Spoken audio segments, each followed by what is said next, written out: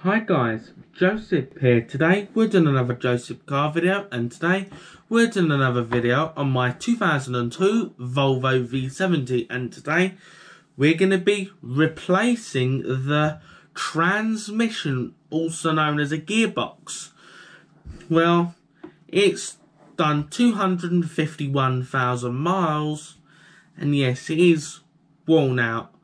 But yes, on the back, it does have a tow bar on the back, which likely means it's probably towed a caravan, and it has towed a caravan in our ownership. Fair play, it did tow a caravan once in our ownership. My uncle borrowed the V70 to tow his caravan, so yes, it has pulled a caravan. It was quite a big caravan, but it only pulled about 60 miles, so he only did about 60 miles in it with a caravan.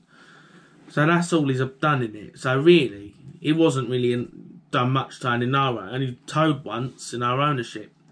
So who knows what it towed before? Which obviously, when you tow, it puts even more strain on the transmission. Yes, so if you've got a tow bar, and obviously if you want a V70 with a less worn out transmission, obviously try to look for one without a tow bar. Yes, so yeah, that is obviously an option. The one in the scrapyard, I went to the scrapyard to get another gearbox. And yes, unfortunately, the V70 at the scrapyard did have a tow bar on it. But looking at it, it doesn't, if the gears in it felt a lot better than what we got. So it should be alright for a while. But who knows what it towed.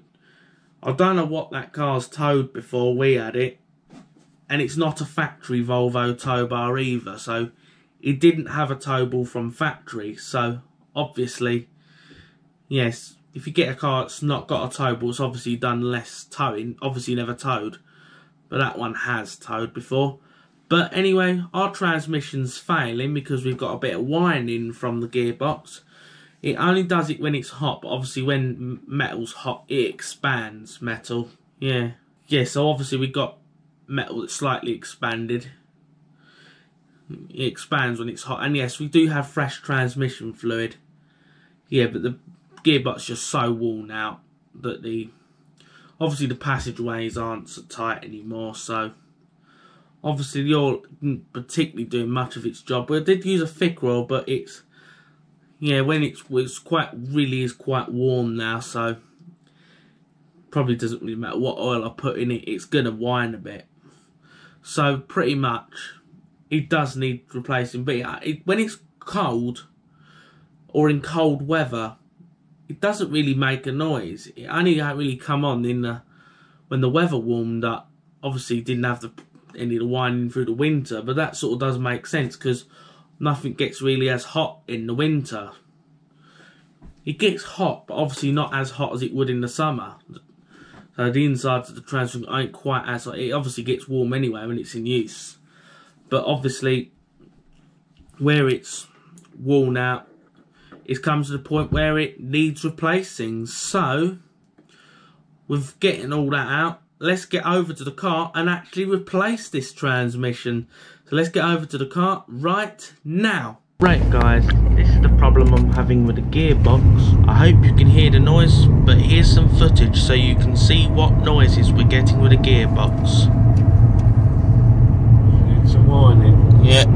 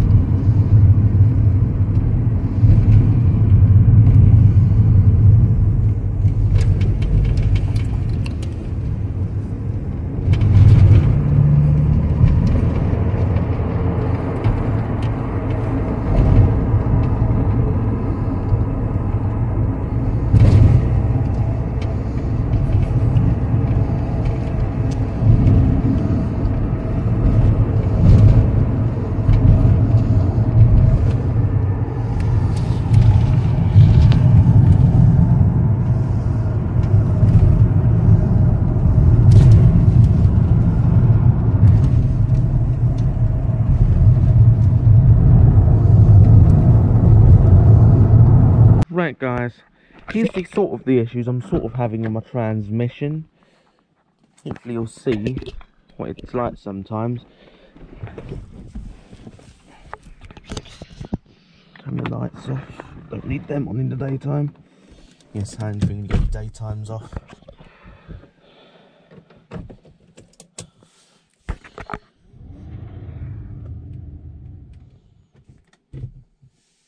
So obviously when I start my engine,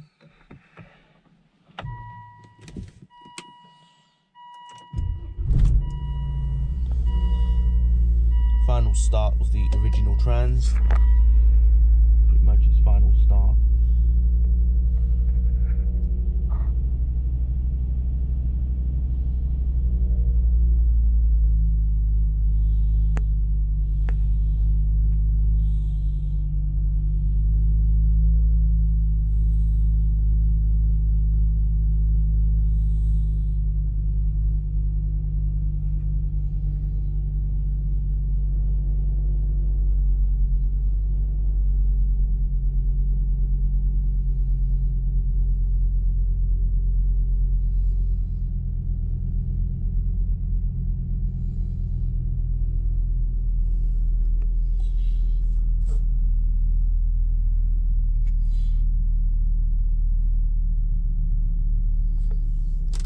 So this is what problems I have.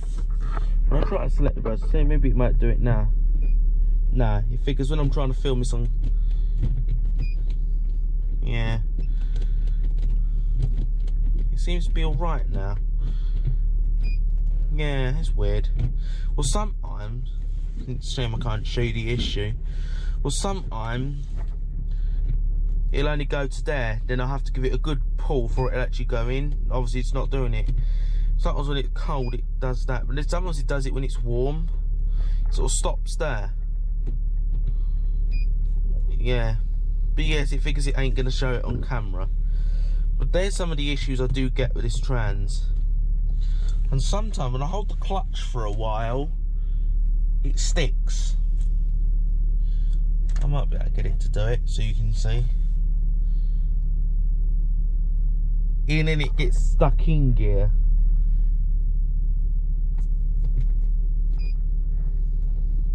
Yes. Yeah, I'll hold it for a while and you'll see.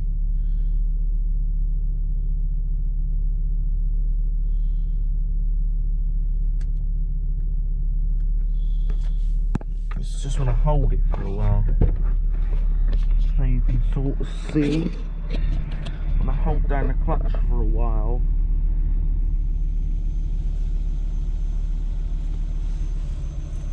yeah. What happens, it'll stay at the bottom.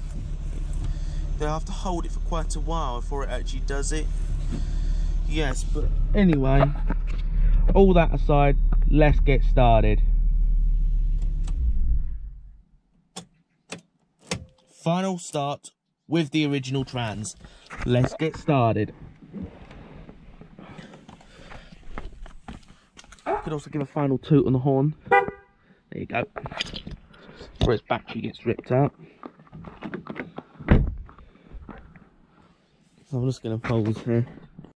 Right guys, we're going to start this job by disconnecting the battery, and for Volvo, batteries are hidden in the boot. Here we go.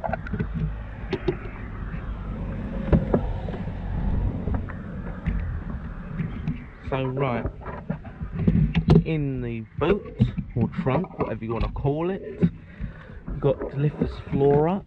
It should hold itself. If that decides it wants to stay in down there. You loosen that. You normally have one on the other side, but it's missing in this car. So now what we're going to do is remove the floor. Now this is the floor bin, whatever you want to call it. We're going to remove it.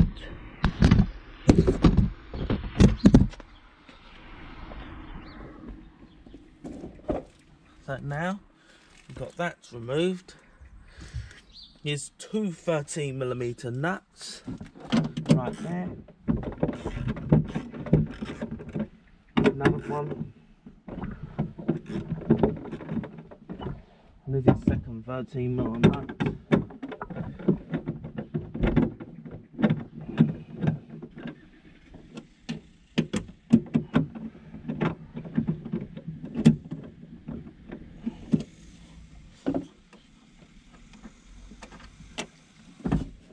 And then we're going to take the final bolt out of the back. I need to loosen the third bolt, and then this will angle itself outwards. That should lift that, and this battery cover can lift that, and then it exposes the battery. And here's our, just got a 10mm for that. No, batteries are generally 10mm. And then, well, remove the nut. Let's just loosen this off.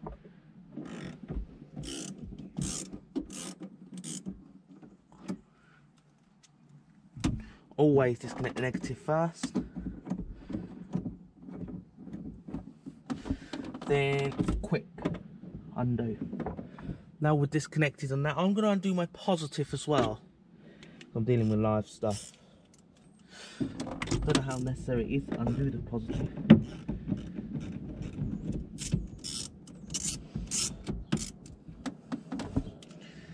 Just to get rid of all its power, because I'm going to be powering this again at the front.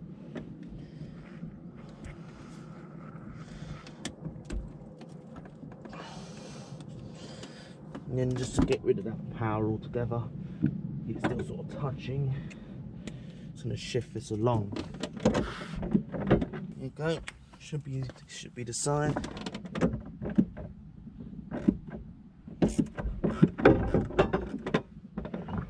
I'm not fully removing the battery, so all I'm doing is sliding it away from its positive.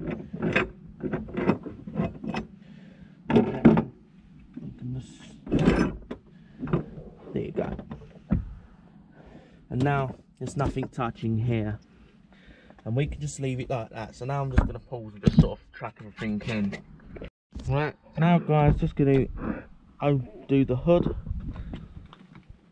Obviously proof, no electronic, just double check that the power's dead. I'm just going to pull the hood release, or bonnet release. Right guys, to do this job we're going to start off by removing the airbox. Obviously going to remove the intake hose, the 7mm, so loosen that off. 2 7mm clamps, and yeah, while we're here, just unhook the mass airflow sensor.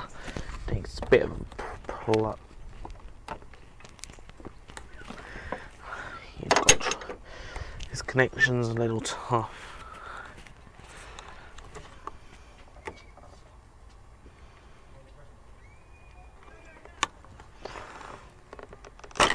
There we go.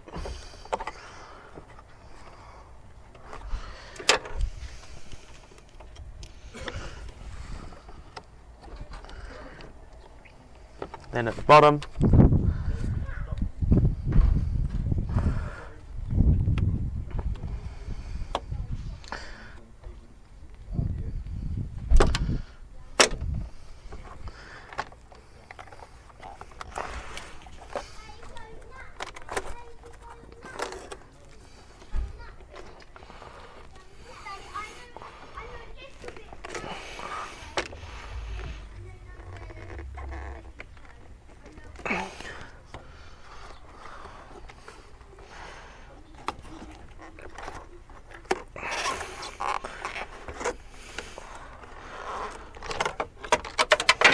did not intend to drop that.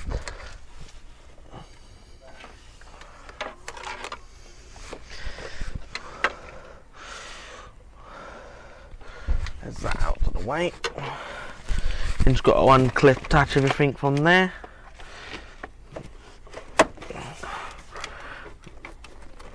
There you go. Undo that. Don't know how well you can see. There's a metal hose there, just got to take that off. Try not to split it. I'll just pull it off at the back.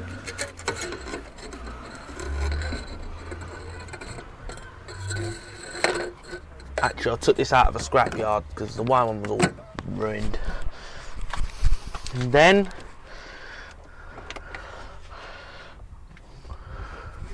pull off the vacuum hose, which is there. I'm actually going to lift my top section off first, get that out of our way. Got a bit of a broken one there. Yeah, I've recently stuck a new air filter on this. Yeah, the air filter on this is not very old. There you go. Gets that out of our way.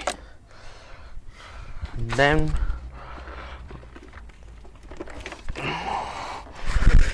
it's going to be a bit of a tug to get it.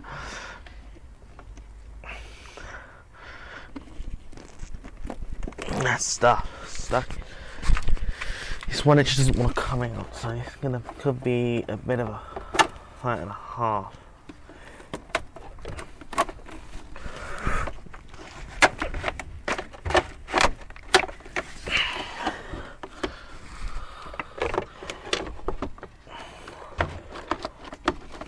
Right, loose one side. I've just got to try and loosen it.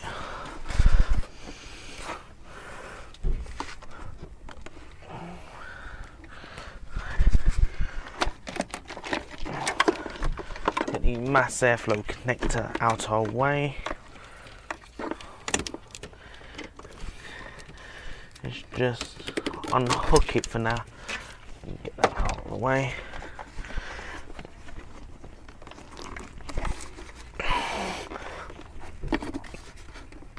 There we go, out we come. What are we hooked up onto? Hooked there. There we go. What are we hanging on? Electronic throttle body wire. Yeah. And now that's out our way. We get our throttle body connector out in a minute.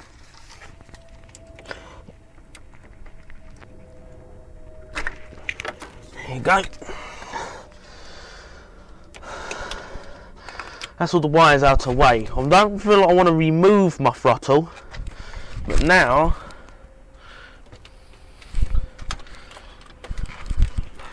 we're exposed to the selector here at this point.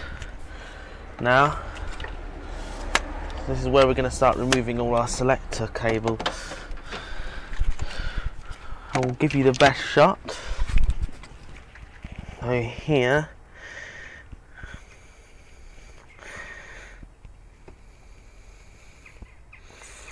so yeah,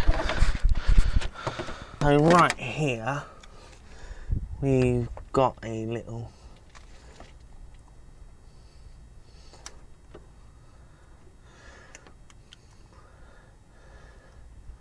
I don't want to bend it too much. I do have a. That's that out. Get that out of the way.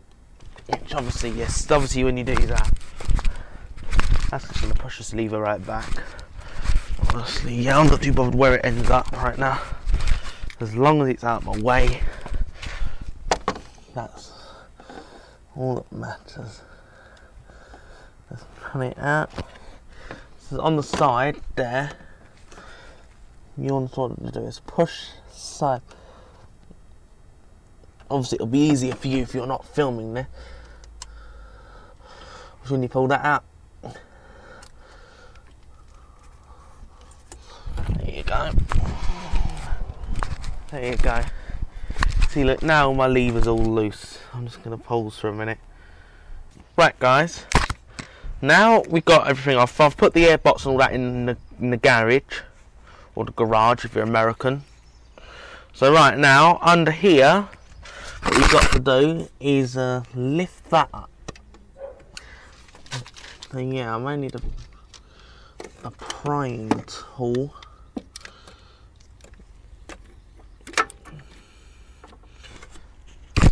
Just gonna go and get some pry tool. I might be able to use a bit of a screwdriver here.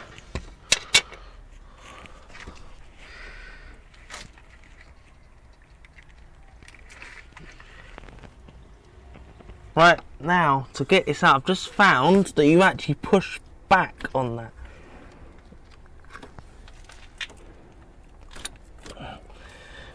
And that gets that up in the air.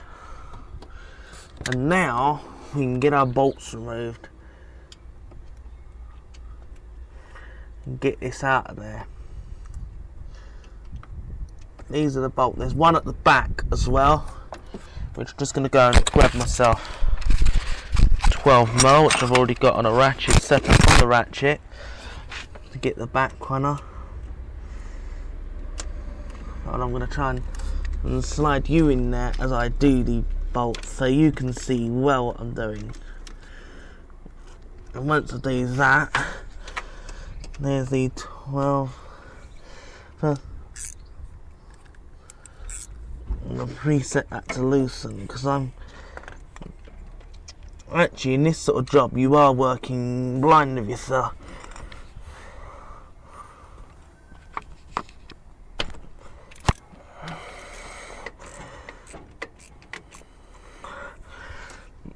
Yeah, you can't really feel what you're doing back there.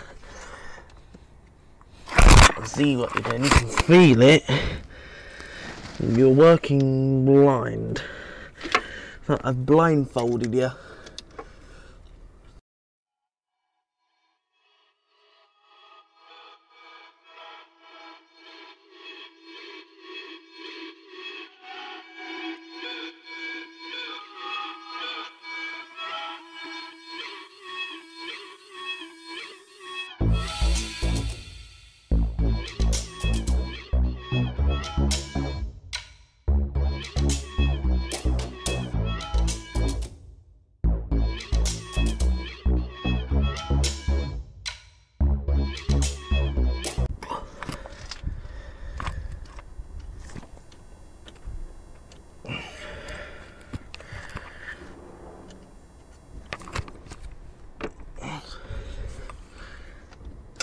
And then what I can then do is get this fully out of the way.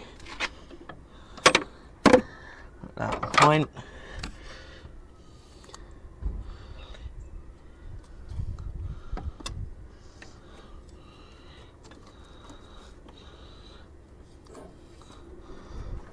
and get them right out of the way then.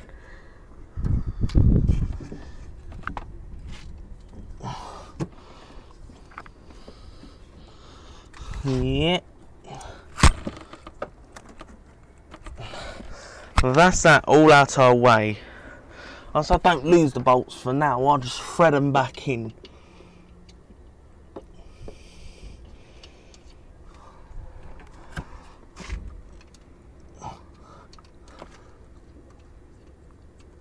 And then I'm just going to have a little pause for a minute. Right guys, I was hoping I weren't going to have to do this, but it looks like I'm going to have to remove my throttle body. Well, I've paid £1,000 for that, I don't ruin it, so I've got to take it off. It's had a brand new gasket, costed enough.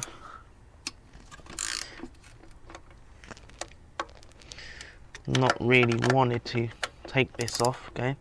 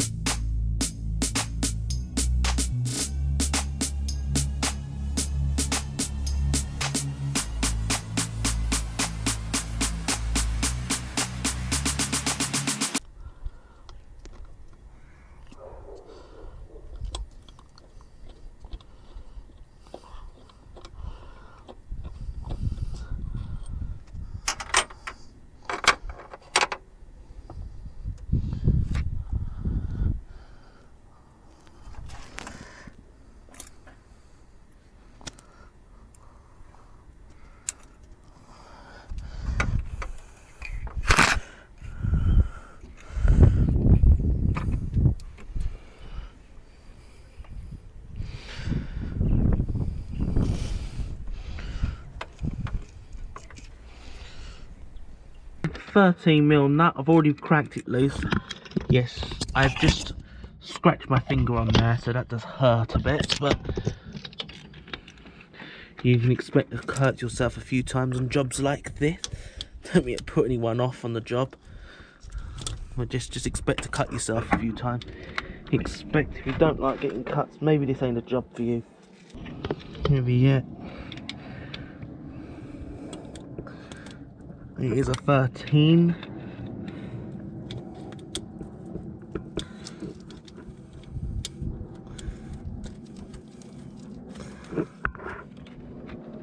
I forgot to put on my mic there.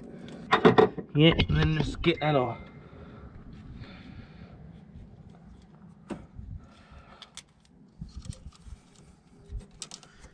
Once that's out of the way a little bit, it's not much. Now I'm just going to figure out what size that is. Guys, so there's a little 10mm bolt here. Oh. Yes, it figures I got too long extension. I'm going to put that into gear for a minute.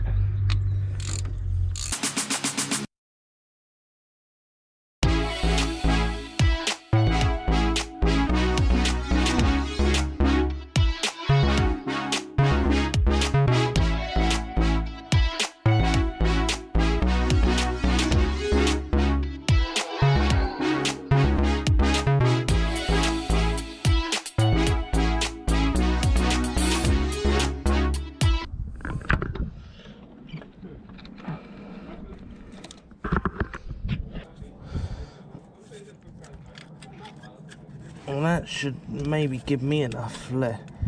There is more I can undo. If I undo that, I could fully get this all out of my way. Then obviously, yeah, I'll see if I can get my deep 14 on that bolt up there. I might be able to now. If I can, that's a win. I'll be beating the car then.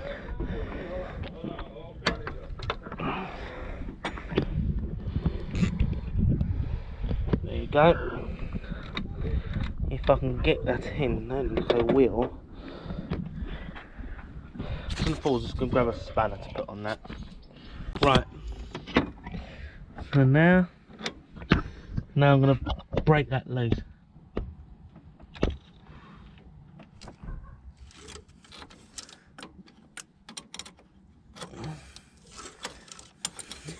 There you go.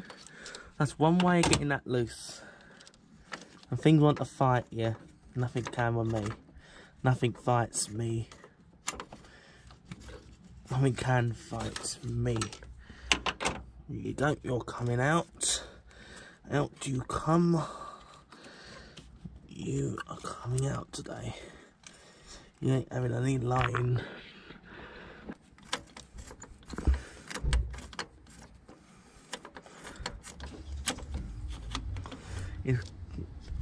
I've never seen a bolt like this before.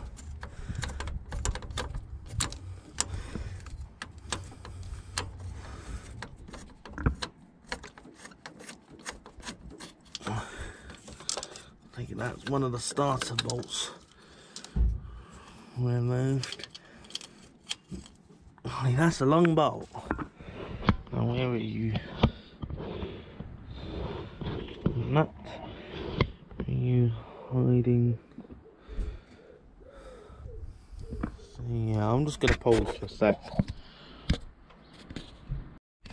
Right, just got to get the final bolt. There's another bolt. There's actually a hidden one up there, which I don't see. Apparently, the 03 models don't have it.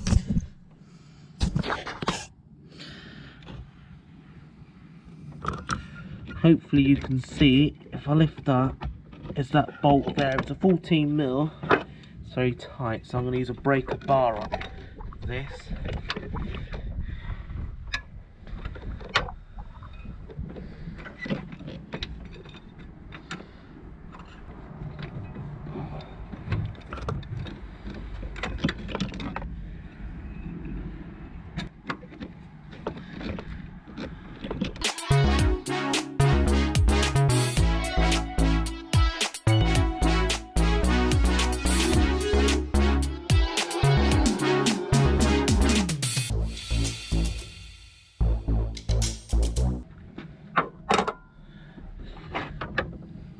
Now, hopefully it's on 14, it can make things easier if it isn't.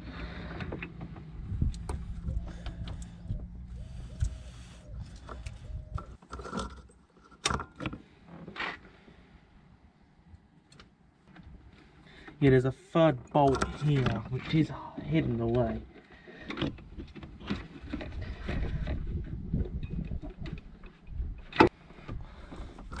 It's feeling for bolts. Luckily, it is a 14mm. This hidden away.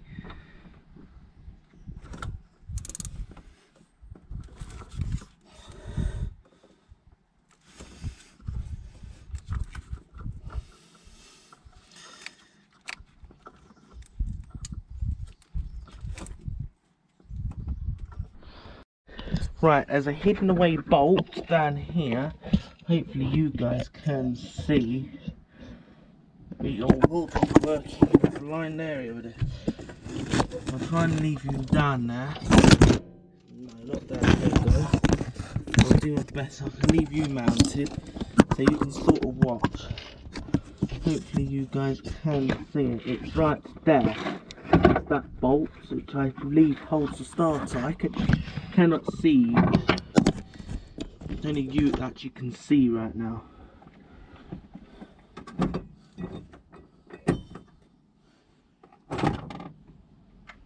So what we're going to do is, because I've already broke it loose of the breaker bar, which isn't easy either, I can't actually see it. I'm basically feeling for it. And that's the engine, man. So yeah, actually I'm on the wrong bolt. Right guys, here's the starter wire. I'm just trying to get off. It's just a figuring process. There's the 12mm, which I've already loosened. Re-loosened it, because I was just trying to figure things out myself.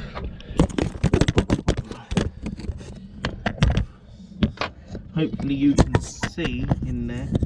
I can't actually see what you're seeing, but hopefully you guys can see what I'm doing. I'm just hoping you can see.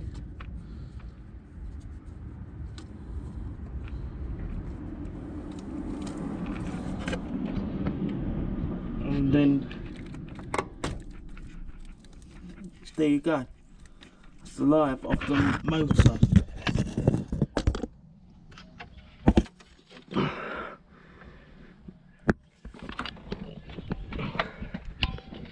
Yeah, I'm just gonna pause for a minute. Right guys, I took a lot of hitting and actually I eventually got it out.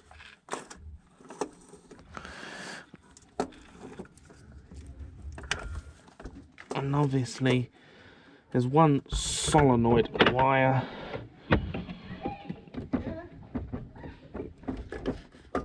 There's one little plastic connector. There was solenoid wire.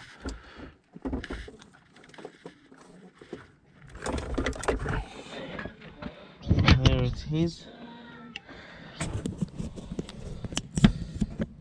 Here's our, hopefully you can see.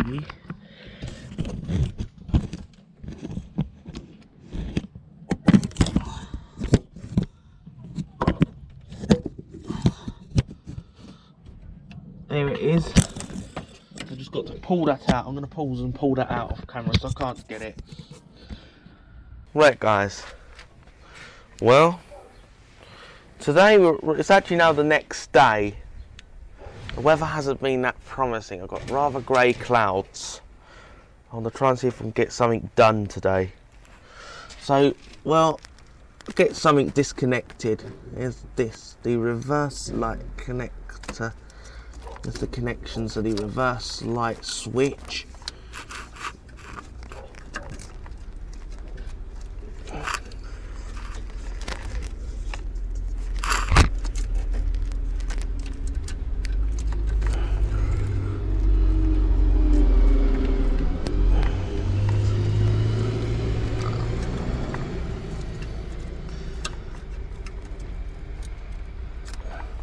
Yeah, there you go. Electronically we're disconnected. So now I'm trying to see what else I've got. Well, one more thing. I'm just going to go and get a tool and we get this removed. So I'm just going to pause, just go and get my tools out. Right guys, we need a 15mm socket and an 18mm spanner to loosen the engine mount. Hopefully this ain't too tight. I don't know how tight. We're lucky.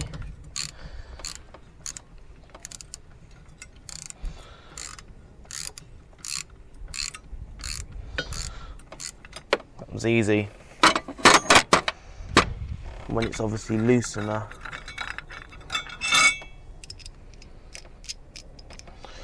And that's that.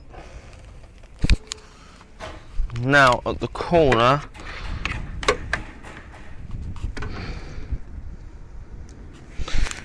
there's two 14mm bolts.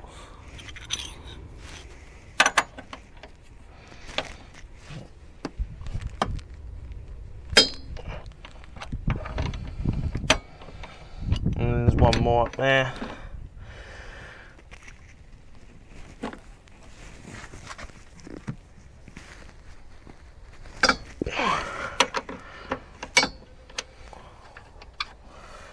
And there's two on the other side.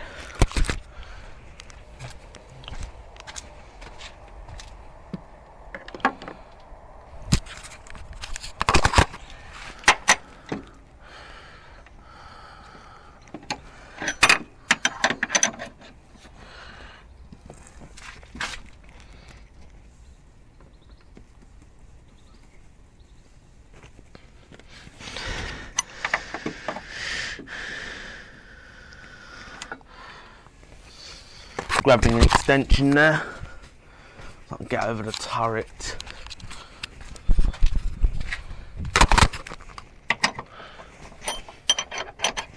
I probably could have used a deep.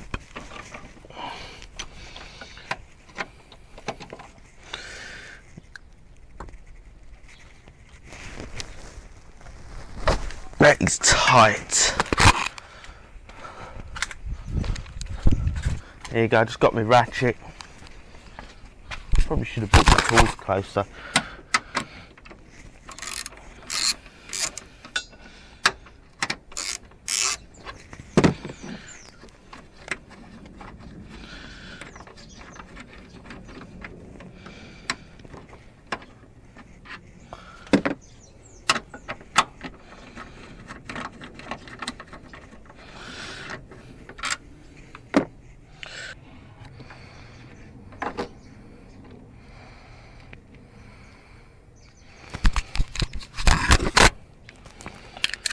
Yeah.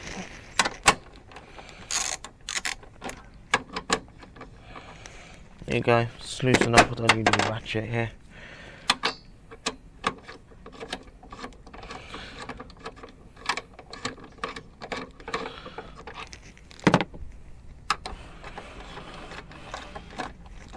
Sometimes there might actually be a cable tied to this one, but I've had this one off numerous amount of times, so there's nothing attached to mine. If you've never had yours off before, you might have something strapped onto yours, but mine's got nothing attached. Here we go, out our way. Now I'm just going to pause for a minute. Right guys, now just look a bit of digging. Looks like we've got to undo a few sensors. I'm not on the mic right now, so right. Down here we've got a crankshaft precision sensor.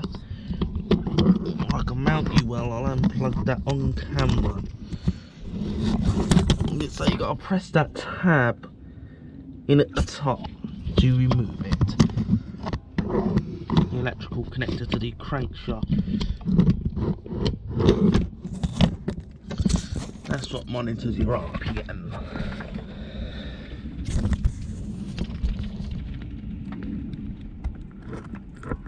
Right guys, now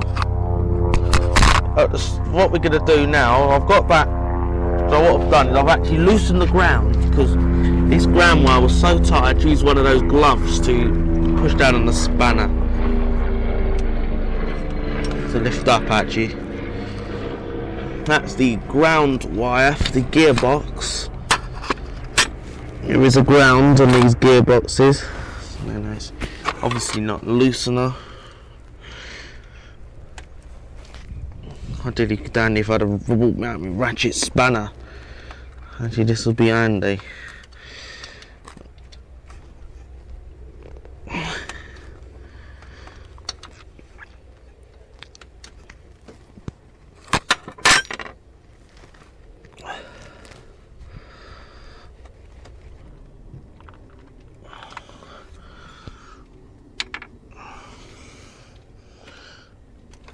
That's the ground wire removed. Maybe I'll just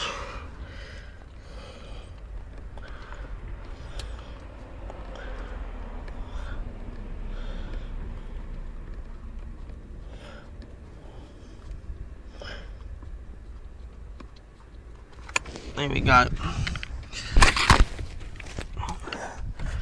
Now I've got that done. Got two O2 sensors at the back, which I do see are causing an obstruction here. Right guys, I've just got one more bolt remover. I'm not on the mic this time. There's my mic I'm using over there. I don't always film with every single clip. But here guys, I've just got one more bolt. And that's just down to this final clip down there on the wiring loom. I've got the crank sensor removed. I've actually not unplugged. I've ended up just detaching the O2 sensor off the bracket. And I took it off the bracket. I'll reuse that bracket. But that's not an issue. It's just one more 12mm bolt down here. I'll bring you in so I can show you. Hopefully you can see all right. There you go. It's that bolt there that I'm trying to remove. So yeah, this one's actually quite impossible. All this is necessary what I'm doing, because if I don't remove it, it's going to rip the wiring down if I lower the gearbox. When I remove the gearbox, it's going to be attached to it.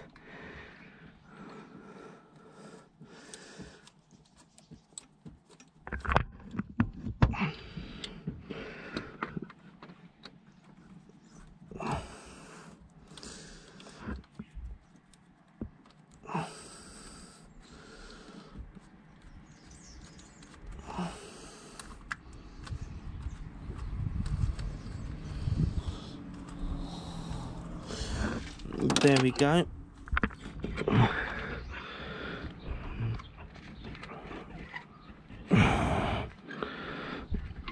There we go.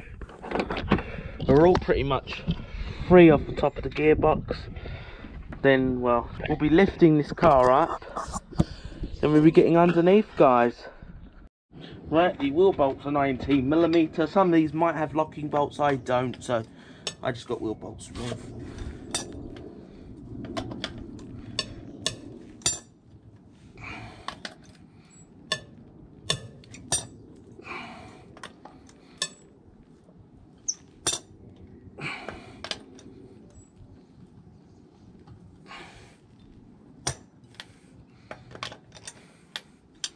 Then just repeat on the other side. So I'm going to put you go and just break them wheel bolts loose, then we jack up.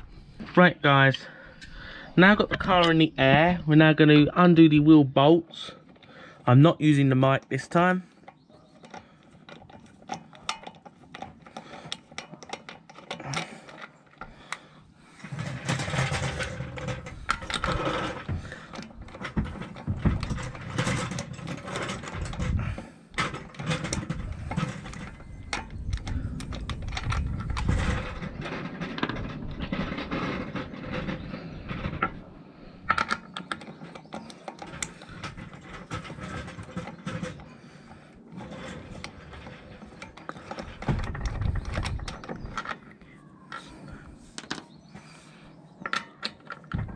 I don't have a lock bolt, so. And now for the last one, I actually already cracked them all loose before I lifted the car up. I use a bit block of wood because obviously, yeah, I did put it on the floor of the car just to clear the subframe bracket.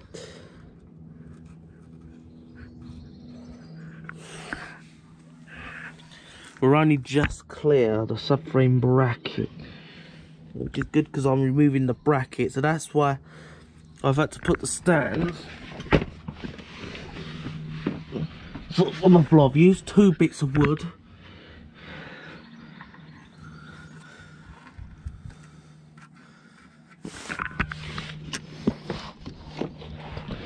We're just clear. Yes, we're clear on the other side. I've had to push this here. I've used thick to even the load out because I'm not on a very strong surface.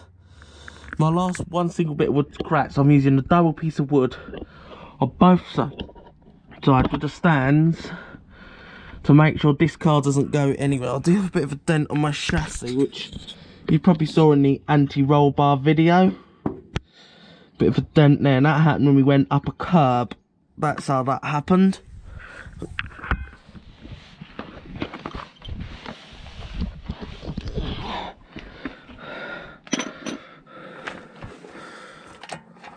This wheel isn't frozen on, so I'm going to mount you as I take the last wheel bolt off.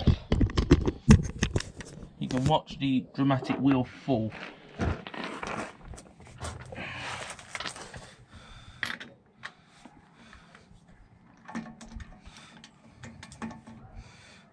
Right, I'm going to use my ankle or something to hold the wheel. These wheels ain't that heavy. I've had these wheels off. I can't actually floss cat until I've had this wheel off.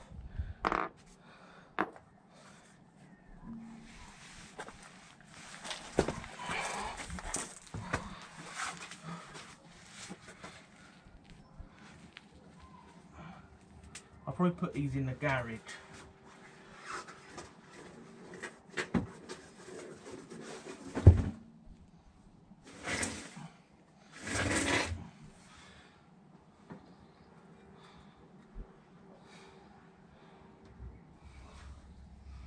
So now, well, I'm going to go and quickly take off my other one. Then we got to remove the drop link. Thankfully, I've got new links, so to make my life nice and easy, I'll just use a hex in that.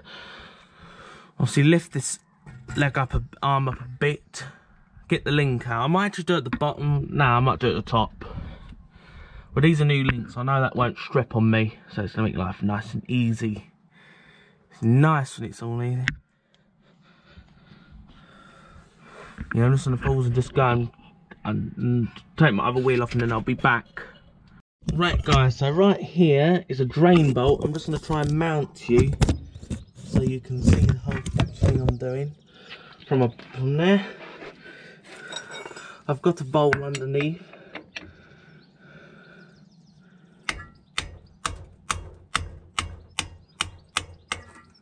There we go.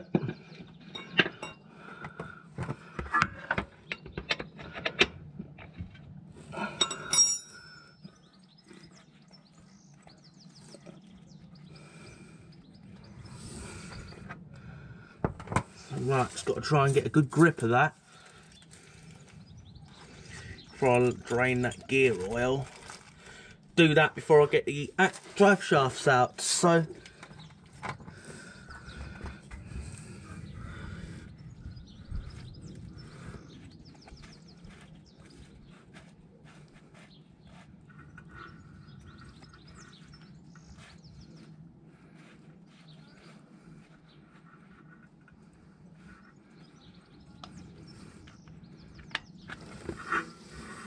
here we go. That would come. Don't see anything metallic.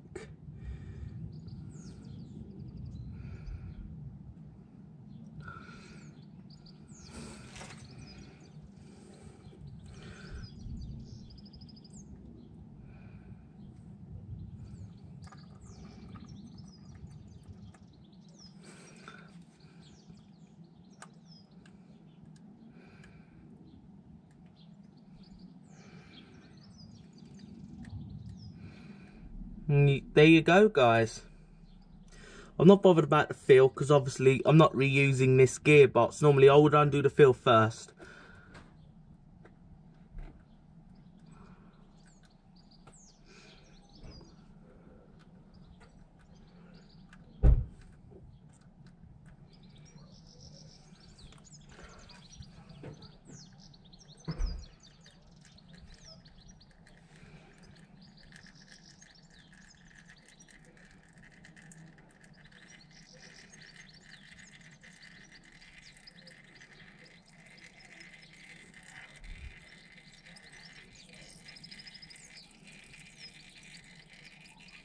I'm going to pause until this is fully drained.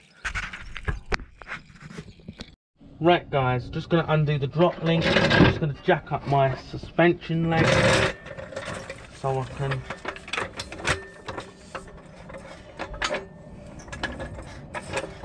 I'm going to jack it up on the ball joint underneath.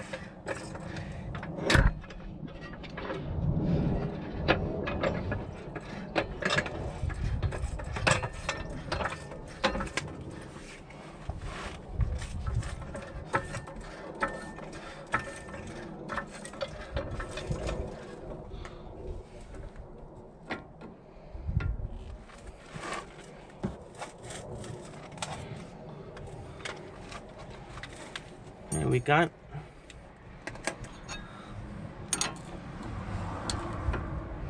Here we go.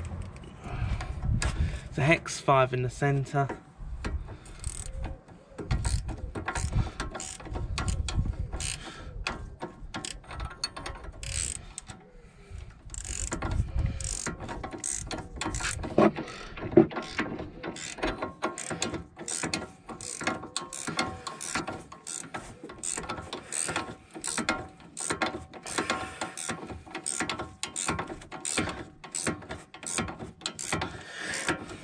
If this is all frozen on, you might not be as lucky as me. These are quite new links, so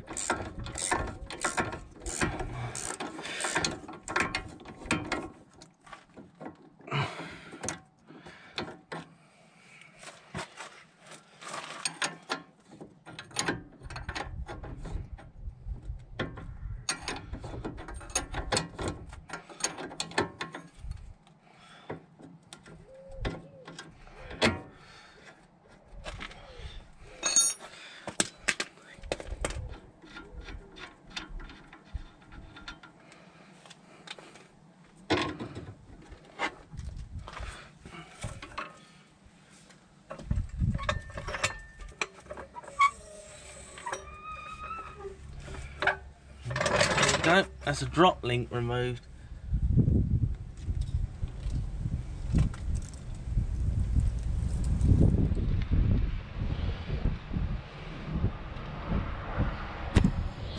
Now, I'm gonna start. Now, what I'm gonna think of doing, guys, is gonna go and get that drive shaft bolt loosened off. Right, just put the screwdriver in the cooling vane to break the drive shaft nut loose.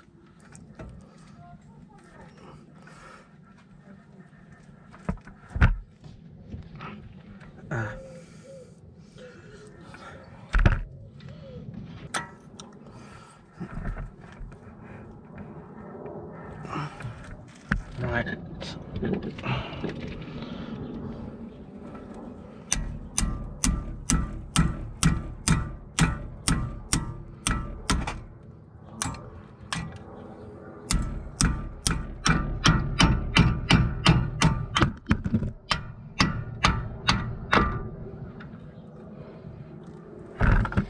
Golly, that is tight.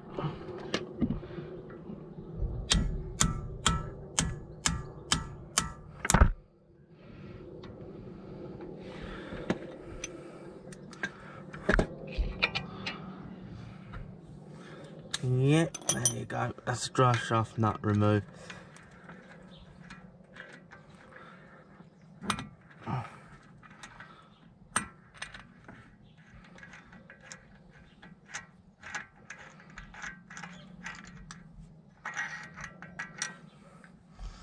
There you go. That's the shaft push through. Now I've done that, now there's bolts at the back here. There's a, I don't know what size, I think it's a 15mm, I think.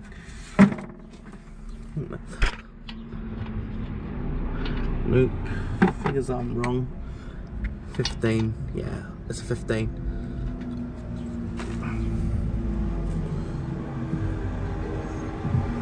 Yeah, so I'm just going to quickly pause here. Right guys, I've cracked loose the two 15mm, and now loosen the rest. So I used this and a jack to loosen them bolts. They get very tight in here.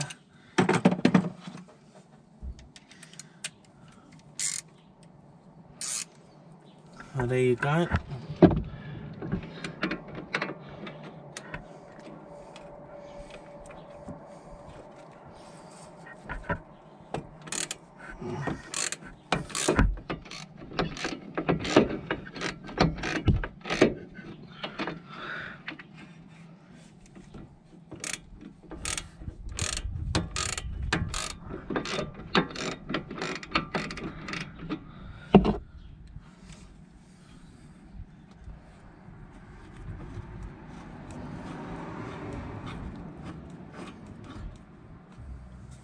So there.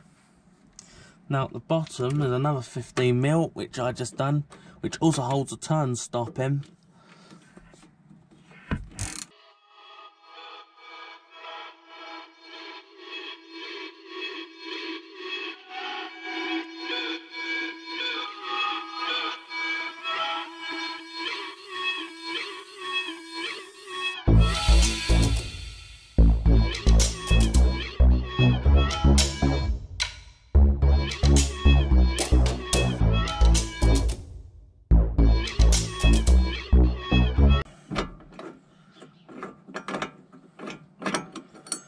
There's one bolt. I'm just going to shift you out the way for a minute, guys. I'm just going to get the last bolt off the caliper.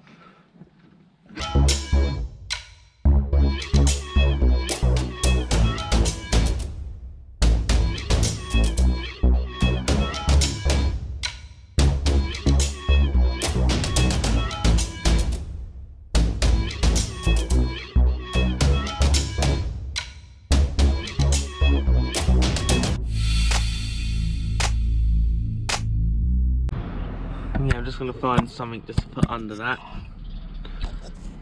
Right guys, now we're done that. All there is just to remove that 10mm.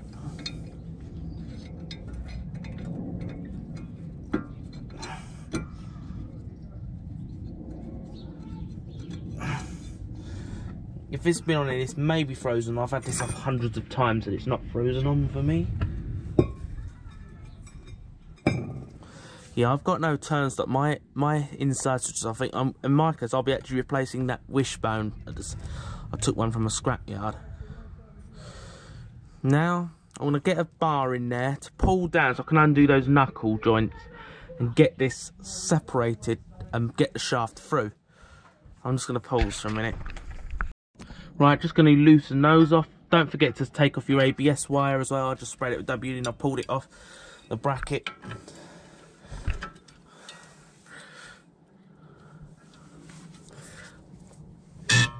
That was tight.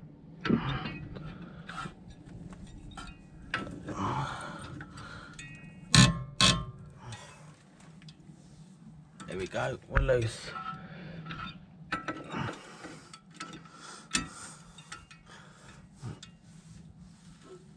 There you go. Now 19, yeah, 22 should work all right. We could do a 21.5. Maybe it's an AF size, but should be all right.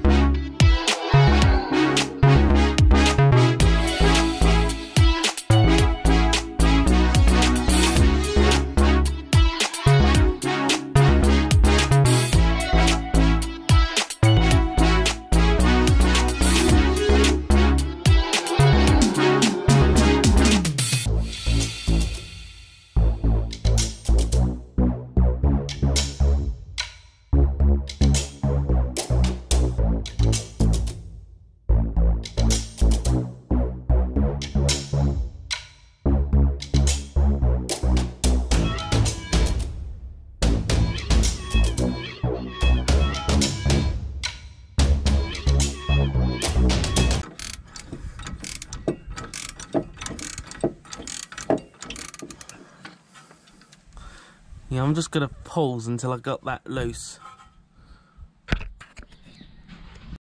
Right guys, just put a bar in there, so I'm gonna do is pry it down to get out the bottom bolt.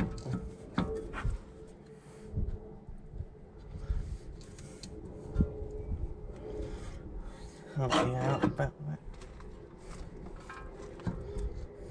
So yeah, this is a two-handed job. You gotta work on this to get it out.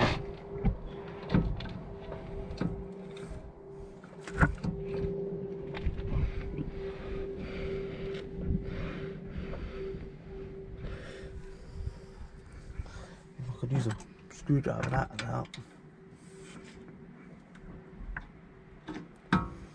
That helps, handy.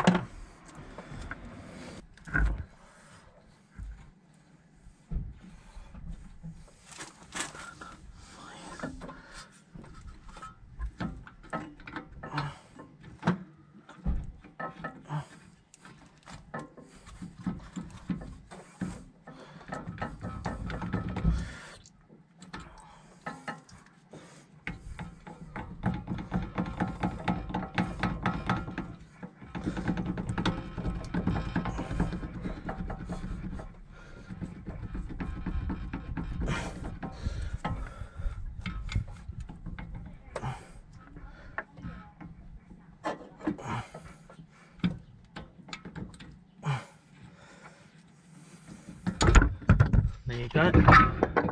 Did not want to do that. That's not what was meant to for the brake caliper.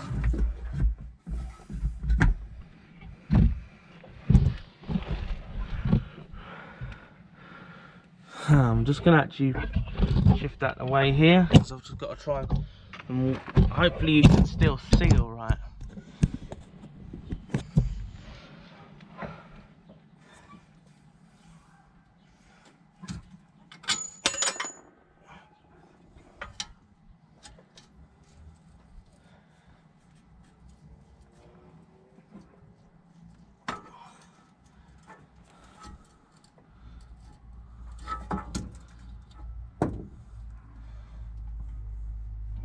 Go, we're out. Well, that's that. I'm just going to pause for a minute. Right guys, so now at the top we're just going to remove the 313mm nuts to remove the suspension leg.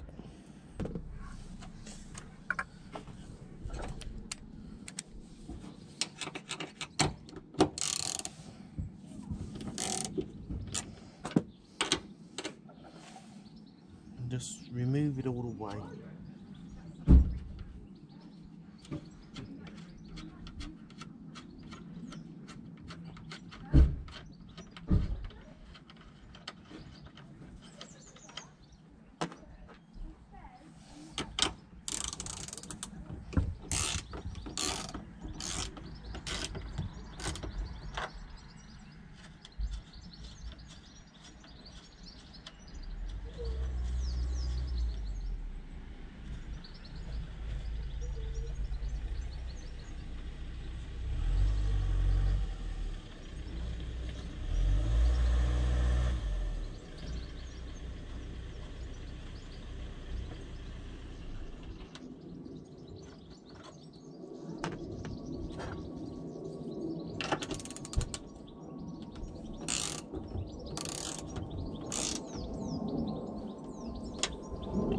And right now, on the last nut, I'm going to hold the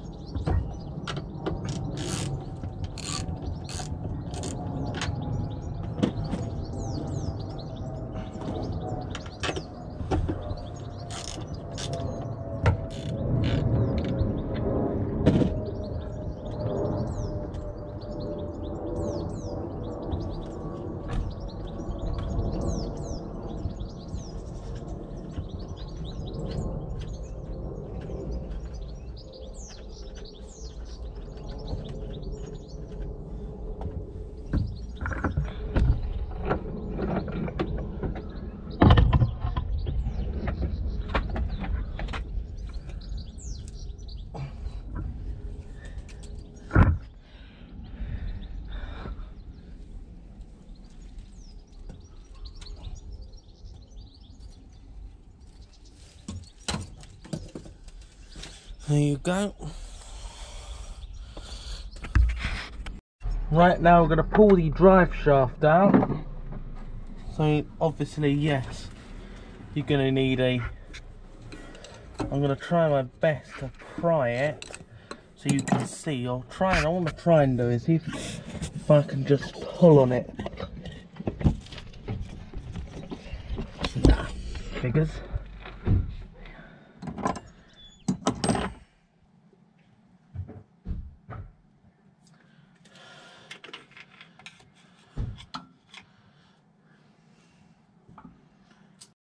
Right guys, got the shaft removed. I have to use a selection of tools to get this one out.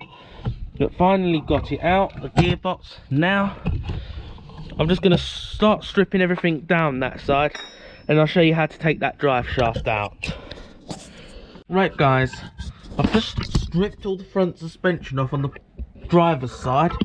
And now we're going to take the big shaft out. This one's got an extra joint right here, which is held in by two 12mm bolts.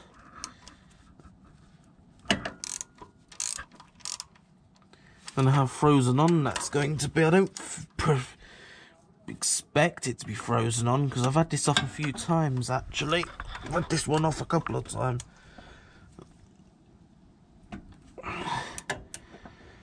Don't have much throw. Not much throw on that.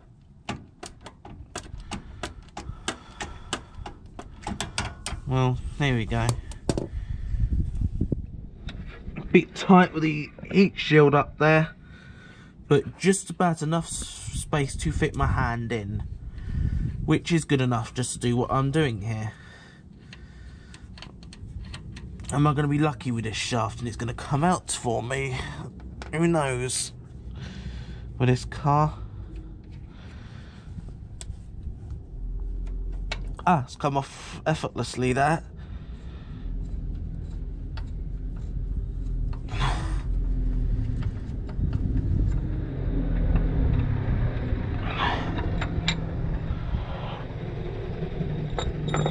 Now,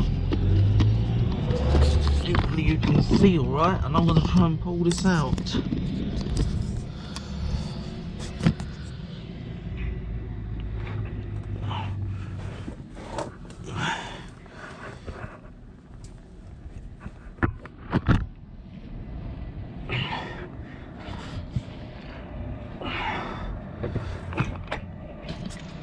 That's the game here.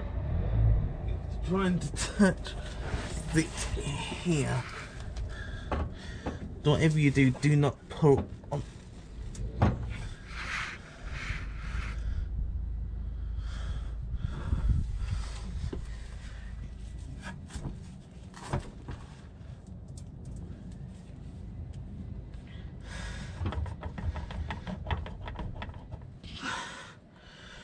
I'm just going to pause till I figure this one out. I just took a pull and it's popped straight out for me. Didn't quite expect it to come out quite so easily. Did not expect that to just pop out for me.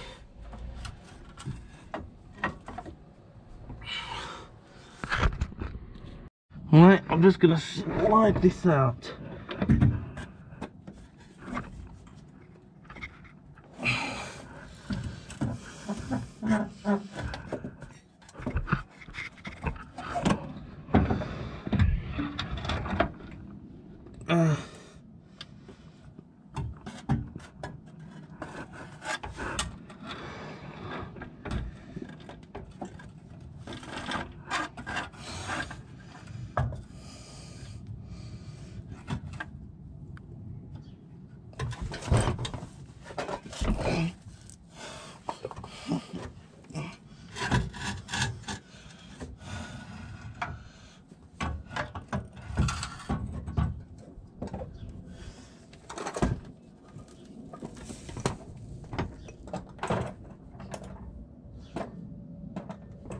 There you go.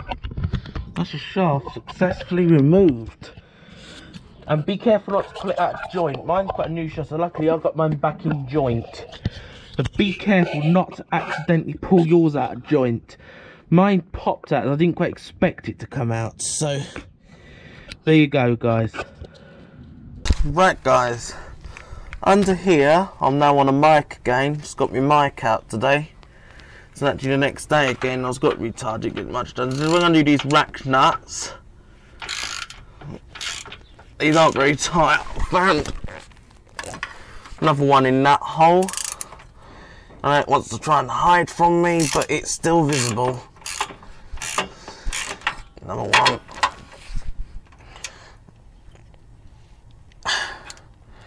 So yeah, I'm just going to mount you. And I'll just crack them all loose. So there's another rack nut.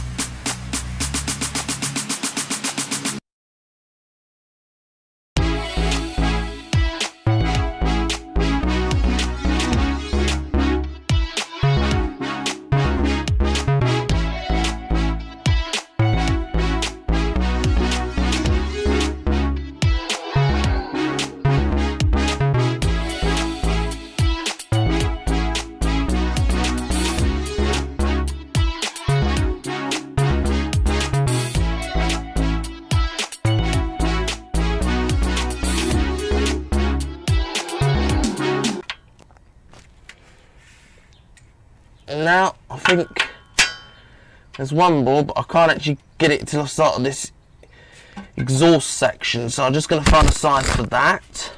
So I want to undo this exhaust hanger, because obviously we might be lowering the engine a little bit, so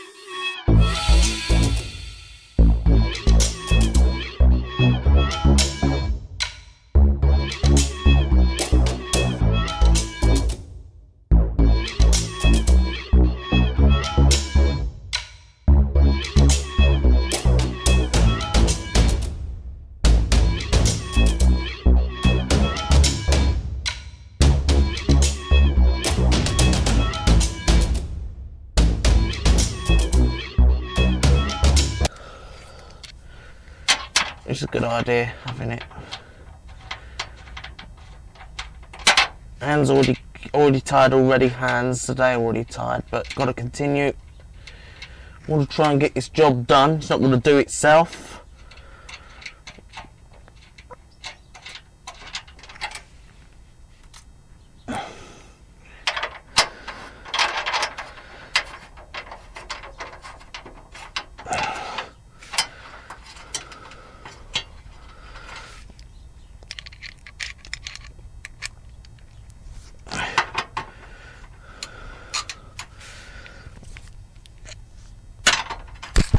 And yeah, before we remove it all, just want to clip this brake line through. What you want to do is guide it through.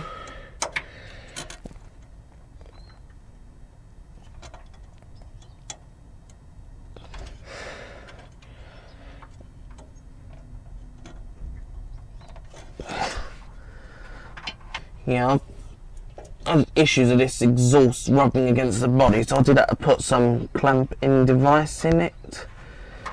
I'll see if I can avoid. I don't think I'm going to be able to.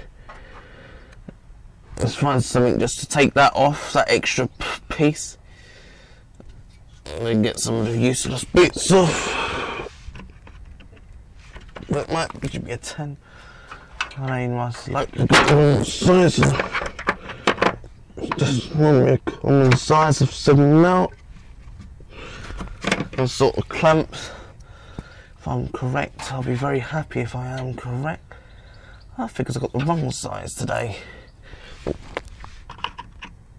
Right guys, I've got one exhaust hanger off. I've got rubber off, but I can't seem to get it off this side because it's hitting that shield.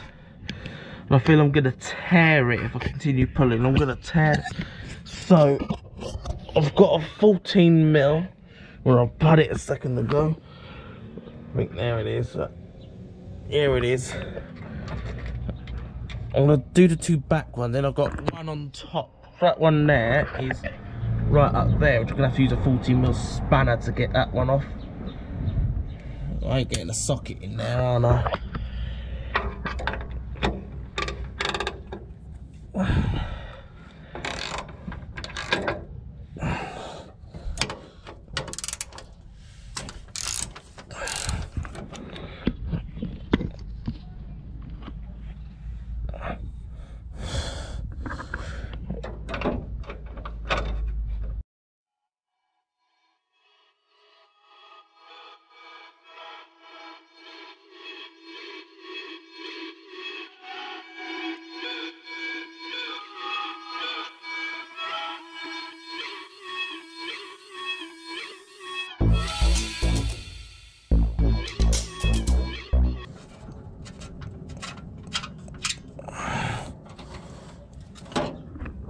So obviously now,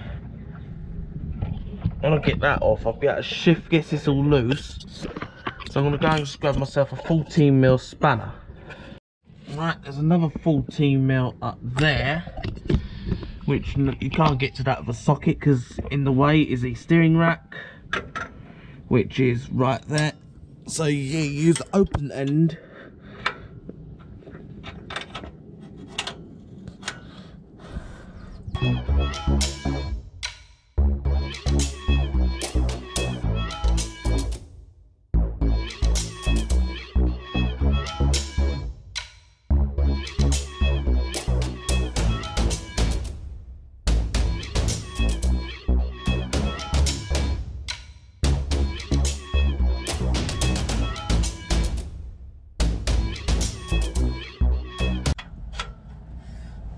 It's ain't an easy one to get in.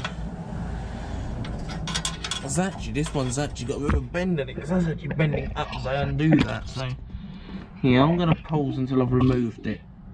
Right guys, just went to remove the torque rod, undone these bolts, but unfortunately it's split. So if my other box is rubbish, I'm pretty much in trouble. If my other box is no good, this is not a good situation to be in. Luckily I do have another box, because this box definitely cannot be used now.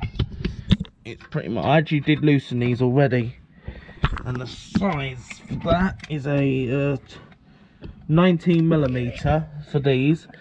They are quite snug, but not as tight as I've seen it. I even tried filling it in there with WD-40, but no, the WD-40 just didn't help.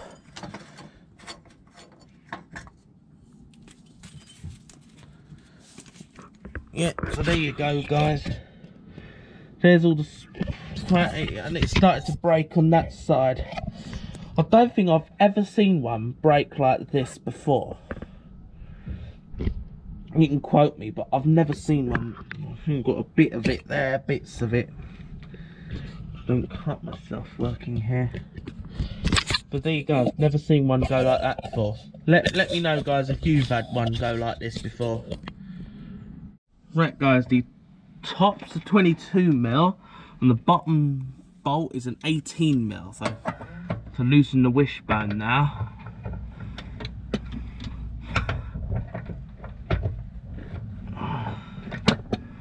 Yeah, I've got a complete wishbone to put back on there.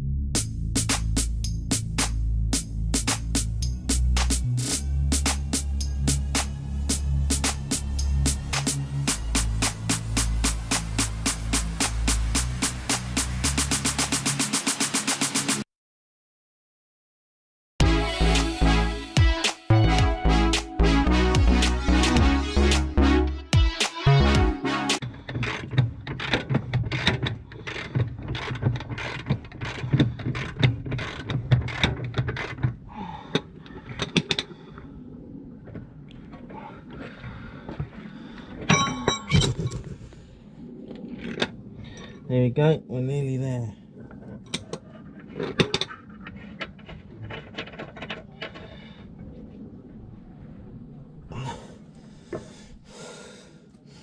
There we go. That's that loosened up, guys. Right, I'm just going to undo the wishbone bolt. Hopefully you can see from where you are. It's going to be tight.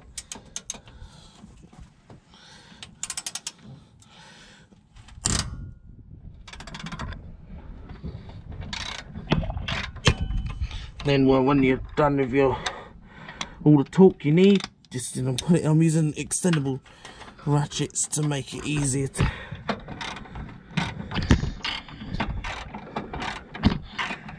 And actually, yeah, when you start to loosen it, it might be an idea to actually go and actually grab hold of your wishbone so it just doesn't just fall. I have got it sort of on that other bolt. I don't think it's going to be ultra solid. I'm going to make sure I'm here in case that does snap or something, you know.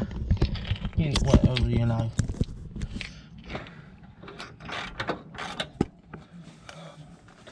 So yeah, I'm going to sort of lay between it here.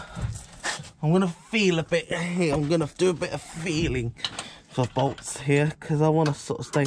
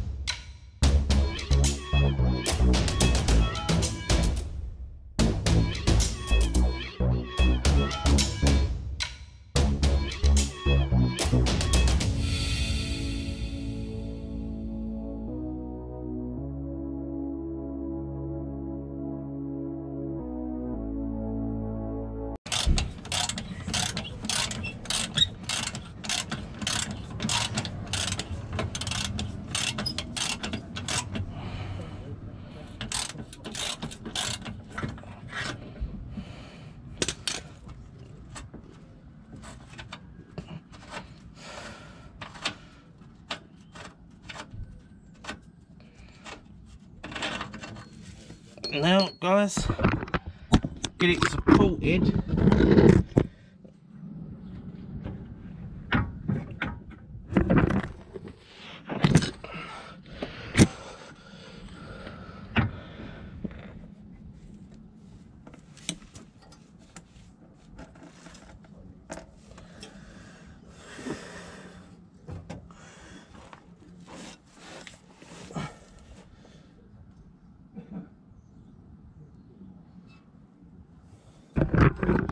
it's just about holding on itself. I don't think I want to leave it holding like it is.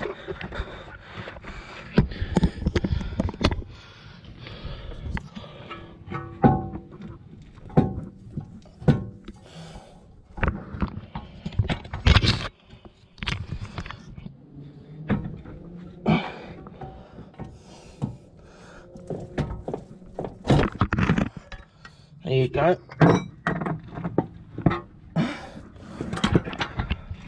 There you go, guys. Now we're gonna have almost plenty of space to remove the gear. I think this might have to come out. So yeah, I'm gonna have to go and get a drill and drill all those rivets out. Right, guys. So now I found I've got to remove this wheel arch line. So I'm gonna drill the rivets out. This one's on pot rivets. It hasn't been modified. So it sort of tell you how to just drill a pot rivet. Hopefully I can get you mounted reasonably enough.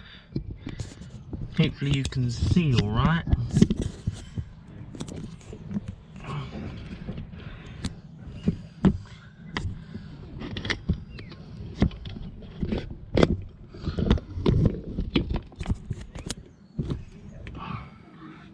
Well, anyway, there's a rivet. Now what we want to do is pretty much go to the head spins.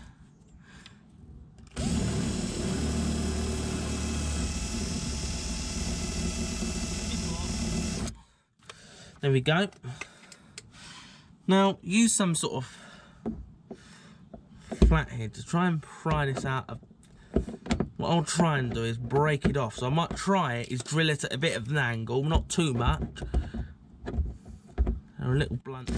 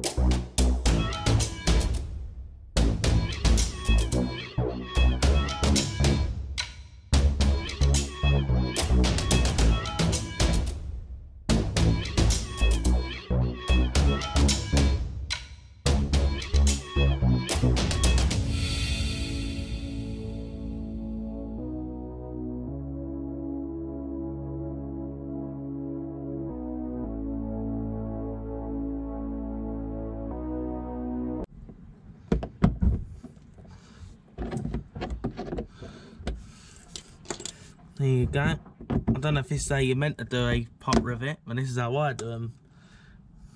You can comment if it's right or wrong. I will take comment or bad. This here. Never really drilled rivets. Now I'm just going to push through.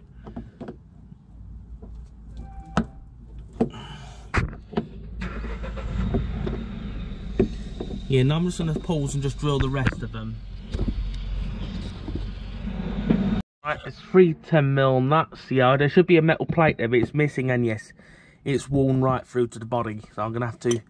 Well, that's why I've got another wishbone, because my turn's not going. It's destroyed this arch liner. It doesn't matter that I've ruined it a little bit at places. I probably have wrecked it, but I don't really care about this one because I'm actually replacing this liner. So I'm not too bothered that I've messed and drilled at places. I'd have been way more careful if I was keeping it though. If I was keeping it. But this one's just had it. As you say, yeah. I couldn't be bothered to go and grab my ratchet. Be very careful of these 10mm nuts, because these strip very easily. So easily. They strip so easily. So yeah, I know I shouldn't be using a bar on it, but I'm only using it to... So I can't be bothered to go and grab my ratchet, that's why. I can't be bothered to go and grab it. It's at the other side of the car. Yes. It's laying at the other side. I probably could have got up and grabbed it, but I didn't.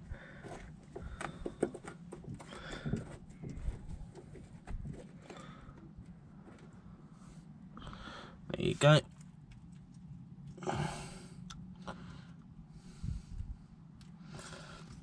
Yeah, it's had it. Anyway.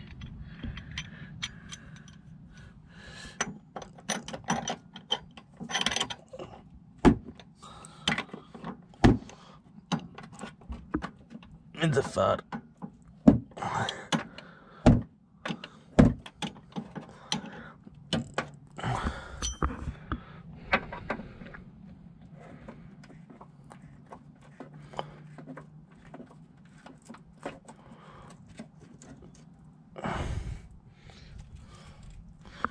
And then, well, just sort of mount you carefully.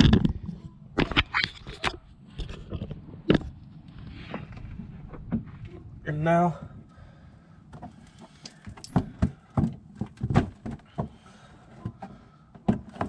it's the first time I've actually removed this wheel arch line on this car, on this side. I've had the offside one off a few times. I did the alarm on this. I've had the offside one off.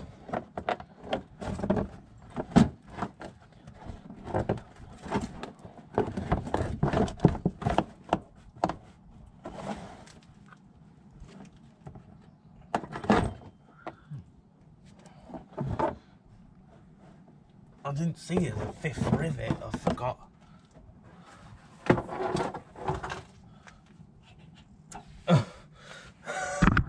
Because I forgot the fifth rivet. There's a rivet up there. Well, I'll just quickly drill that off and I'll get out of my way. I might actually snip it off because I've got enough so I can get some pliers and snip that rivet off. Right guys, now we're just going to disconnect the slave cylinder here and then we'll be pretty much ready after that. I think I've pretty much...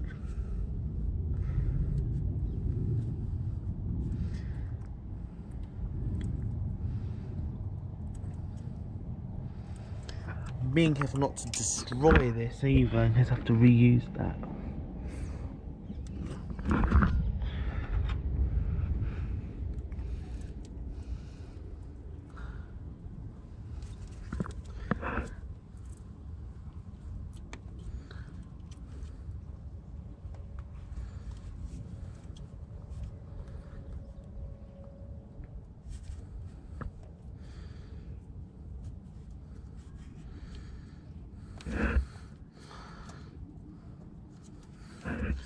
There we go.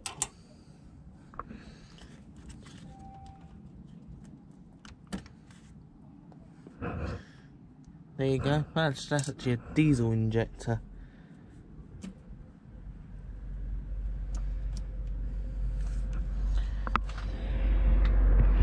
Well, there we go.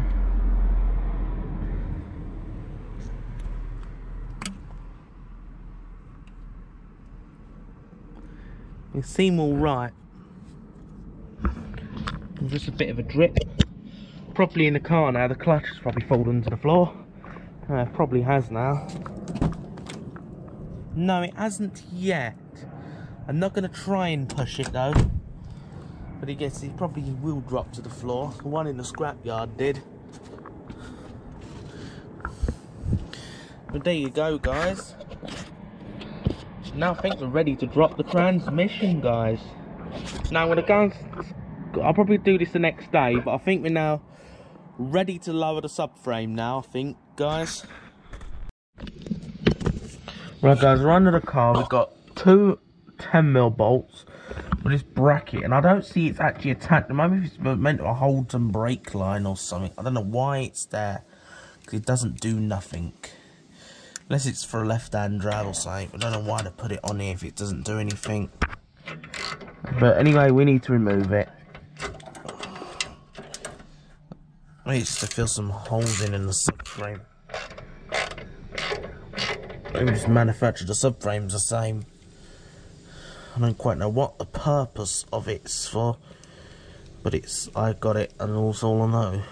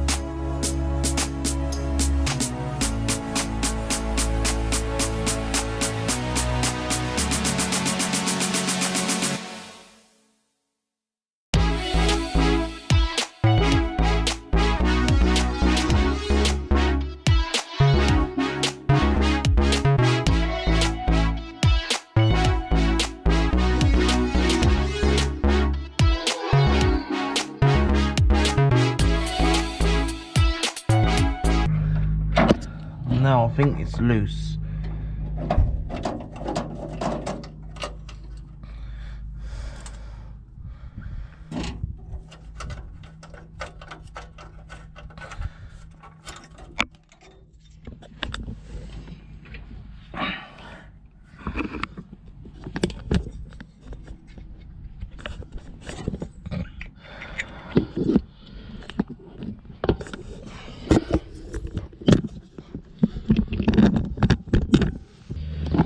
Right guys, there's one 14mm bolt there. Hopefully you can see as I break it loose. You're not just seeing that angle, aren't you?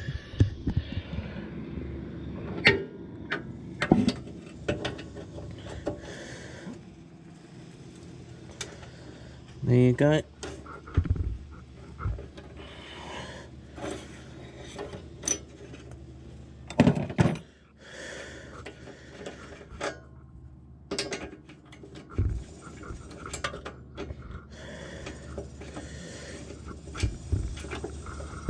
Now, that's that removed.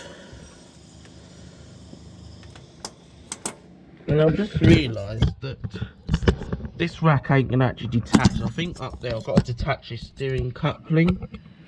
So hopefully you'll be able to see if I try and help you up there. It's on the other side of this shield. Don't have much room to work in, but I guess I could work a bit tight. So I'm gonna try and see if I can get it from the top. So onto the pulls here. Right guys, we're gonna crack our bell housing bolts loose. So they're a bit all over the place on this. So we've got a bell housing bolts 1, 2, and hidden away is a third bell housing bolt. I can't see the fourth hiding one. We got that I've discovered to be a bell housing bolt. I'm gonna leave that in. Another one just hiding off at the front there. But they're all over the place on this. And then underneath, for some of them, we've got to go. Obviously, I'm using a shorter breaker bar for this. Another set I have. I'm using a shorter one because I need to get. I can't use a too long. I've got that 2 foot bar, wherever it's. No, I haven't got it out today. I could draw that was it because I couldn't. So just up in the top corner is one I have missed. Obviously need.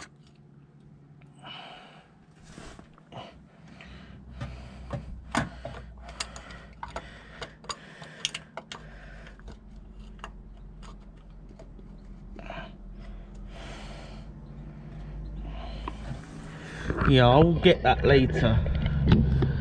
But there's one there, one here which I have already broke loose. Right, I'll show you. I'm not going to remove them all yet. One here, one here, one there. That's part of the gearbox mount, and there's one up there. So then they're all 14mm. Like this one I haven't broken loose yet. Like, yeah, I'll break that loose with you guys.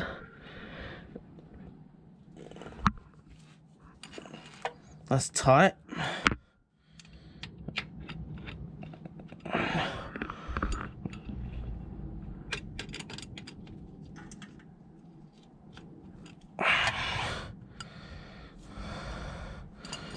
So yeah, just got to get everything detached at this point. So obviously there's our trans mount. Yes, detach all that.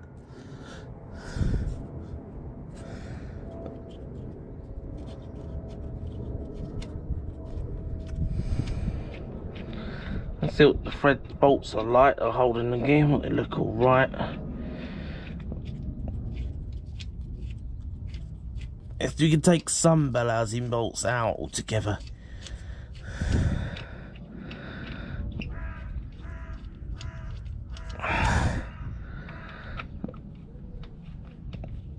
Yeah, I'll leave them sort of in for the minute. So there's our bell housing. And find an extent to break that 14mm, and at the top I think there's a nut at the top. What I might actually be able to do is that I might, if I'm lucky, be able to leave that on the rack and just take the gearbox away from the mount. Is do it that way. So now I'm gonna pause for the minute. Right guys, here's just a little cut into this film. When we're removing the steering coupling, do not do the 7mm bolt on the bottom of the coupling from the outside. Just do the 13mm bolt in the nut in the car and slide the bolt out. Because when I reassembled it, it was an absolute pain to get that UJ back on the rack. So I found it not necessary to do the 7mm bolt under the car. Just do the 13 in the vehicle. It's not necessary to do the one under the vehicle. I didn't know because obviously I've never taken a gearbox out of one of these cars before. But that's just a little note for you guys. Right guys, I've just undone the coupling here. I've done the one in here. So the one in here to be a 10mm, which is up there at that coupling. I've undone the 10mm bolt and I've detached the steering. Yeah, make sure the steering wheel is locked. Yeah, make sure, because that's going to be free now. Yeah, do not try and do this with the steering lock disengaged. It's going to be free, which is alright because it is on the lock. Just don't break the lock. So we've got that on the steering lock for safety. Because that is, and this bolt, make sure you torque that one to spec, because that is a 10mm. Right guys, I just took out the 3 14mm bolts which let this mount free, and now I've got one final to remove the 14mm bolt which is hiding up there. Hopefully you can see it's very tight, but you can sort of see it through these holes that I got a bolt to remove for the end gearbox mount, which is sort of an engine. When I took the bolt out the end, it did tilt back a bit, so I don't know quite how it's going to go back in yet. So I guess I'll find out when I'm fitting. So I'm just going to pull until I've got that bolt out, then this a drop. Then we're pretty much ready to lower this subframe. Right guys, now for lowering the subframe, I've just undone the right hand subframe. I've turned them out 5 turns.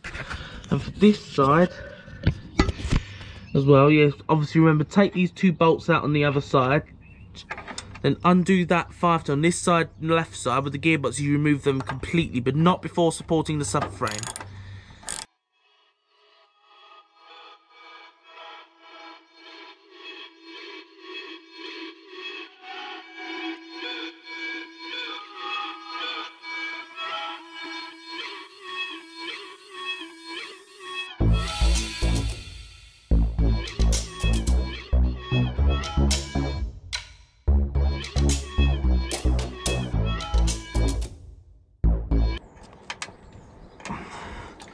Now I'm going to, after these, I'm not going to touch these big bolts or the jacks here.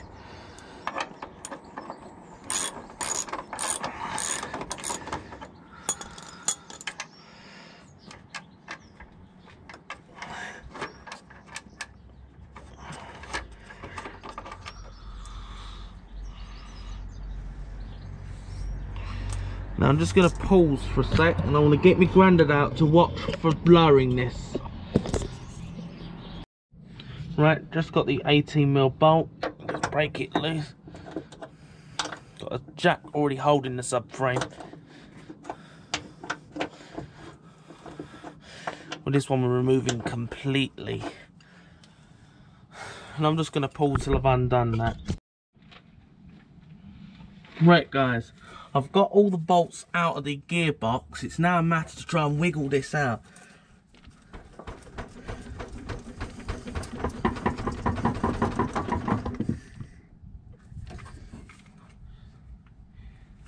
I don't think it's separating.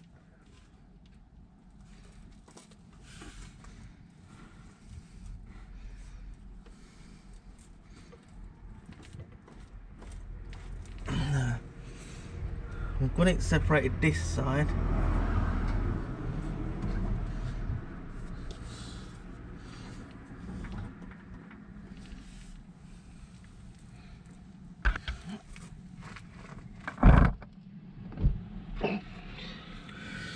Yeah, I'm going to pause for a minute. Right, it's the next day. The granddad's just pumping the jack back on the engine. Then we should...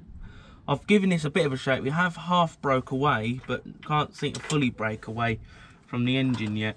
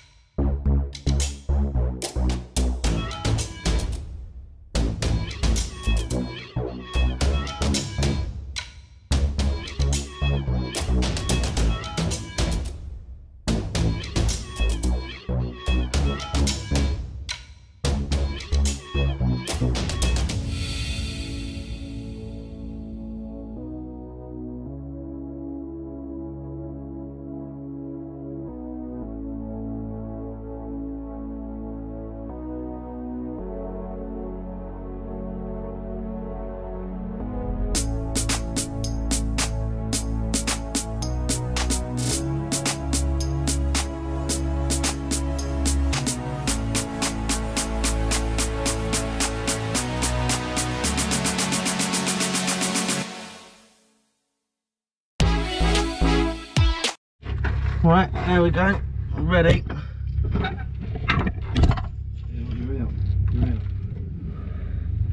There you go, transmission's separated. Now what are we hung on? hung on a wire.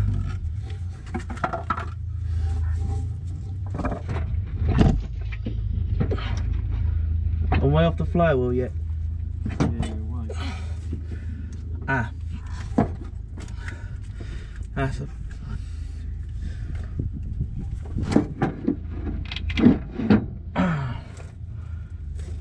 Can't get through.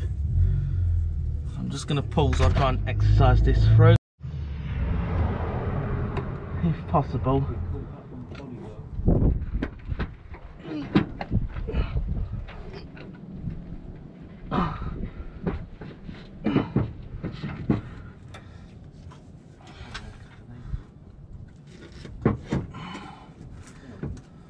I got it caught up.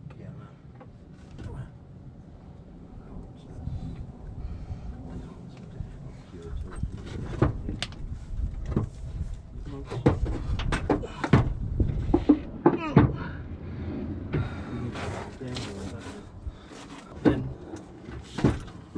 we're through.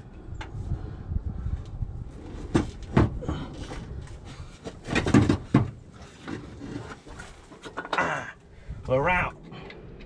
Here we go, guys. That's how you take a gearbox out. Probably need a bit of help. Right, got the new gearbox. Just gonna start putting it in. I can lift this side from. What do you want me to do? Want me to lift it all? Can you get that at me, mate? It's a vacuum hose. Needs to be up here anyway.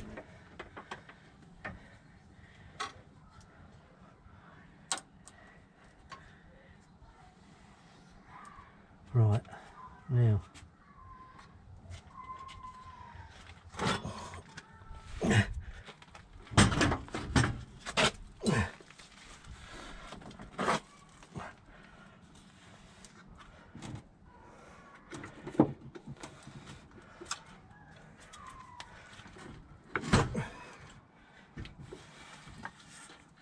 Shit.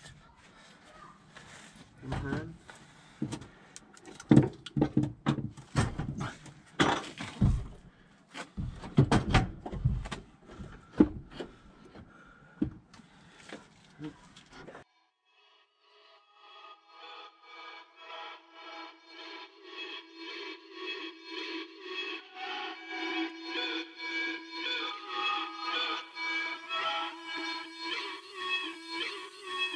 We're in. You're on the court on the other.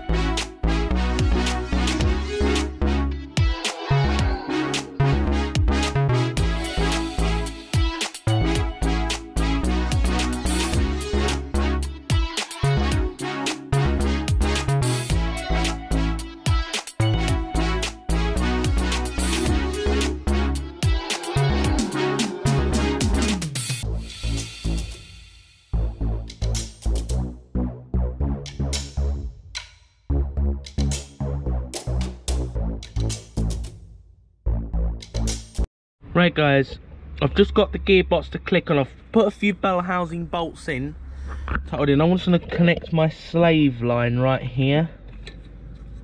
the one to the slave cylinder. Then just push that on.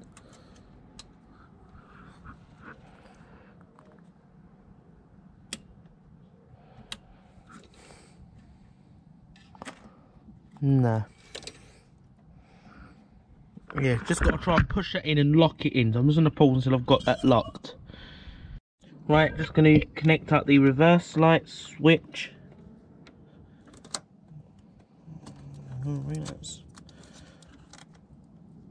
No, it goes that way.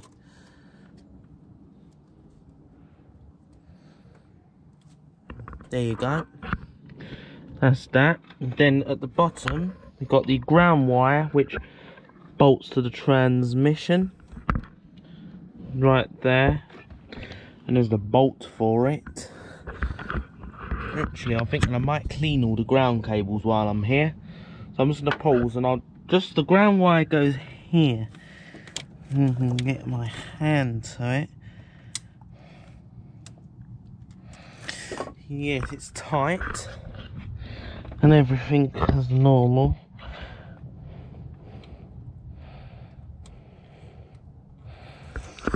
Yeah, I'm going to pause until I've started that bolt. Right guys, it's the next day, but today I'm just attaching a few little pieces here and there. What I am just going to quickly do is I'm just going to put my selector back on. I know I'm doing it a bit early in the process. It's a full matter of just getting things assembled now.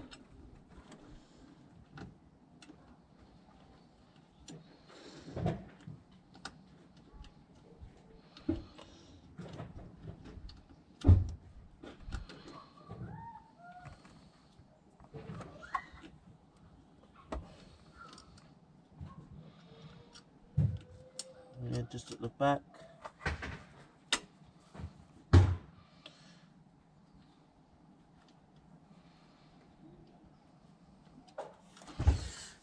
Yeah, it's just a matter of that.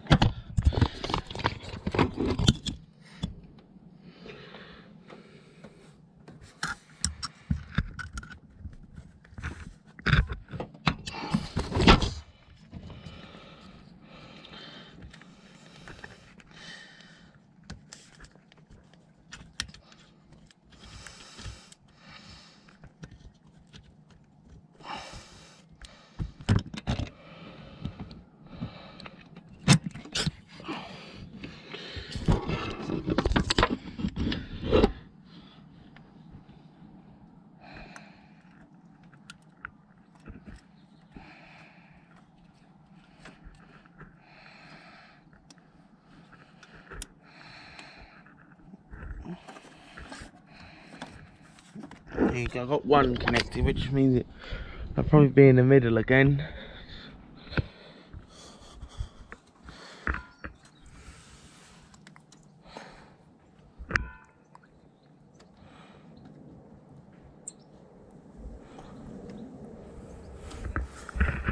And yeah, you got to put the bolts in.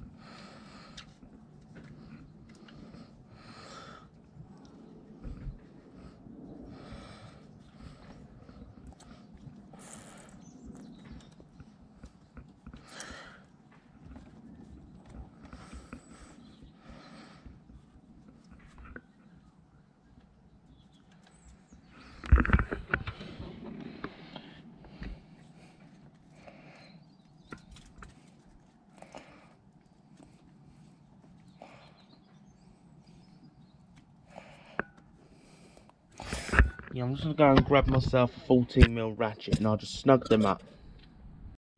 Right, just going to quickly push that in place.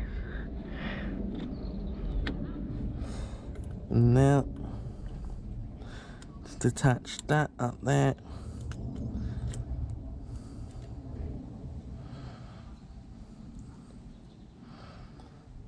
obviously mean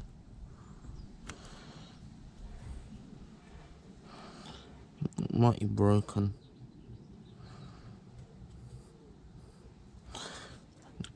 And there you go.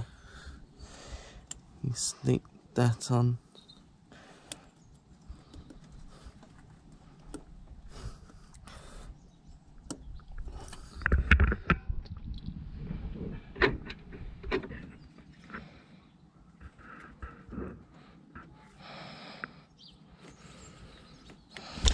Yeah, I'm just gonna go and switch this one out. I've got a spare one in the vehicle. This one's all a bit bent up. There you go. Just gonna I'll try and straighten that out. I'm just gonna pause and just connect that one up. Right, guys. Just gonna put the crank sensor in. Hopefully you can see.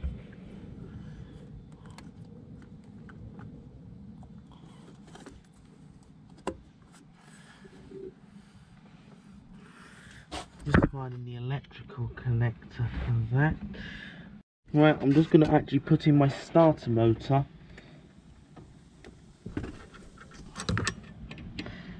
I'm not going to replace the starter this time, as it don't need replacing. I'm going to pause, so I've just got it sitting in there. Right guys, little update. I've just put the 14mm bolt in. I've really pinched that one up. Then I've put this bracket back on there, snugged the nut up, and I've bolted it there, but I actually can't get that bracket to reach the transmission, so I might actually think of just a bolt in that one, that bracket there.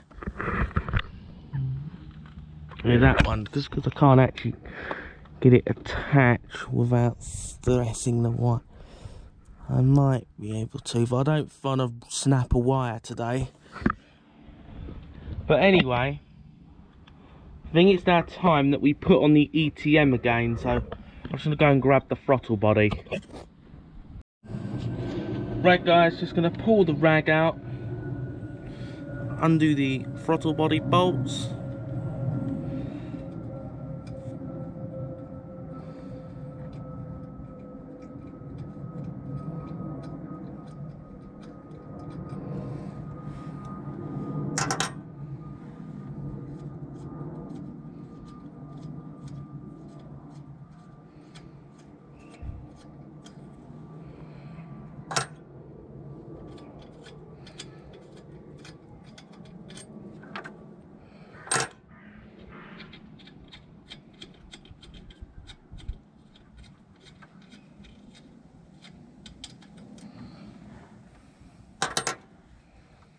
Now on goes the gasket.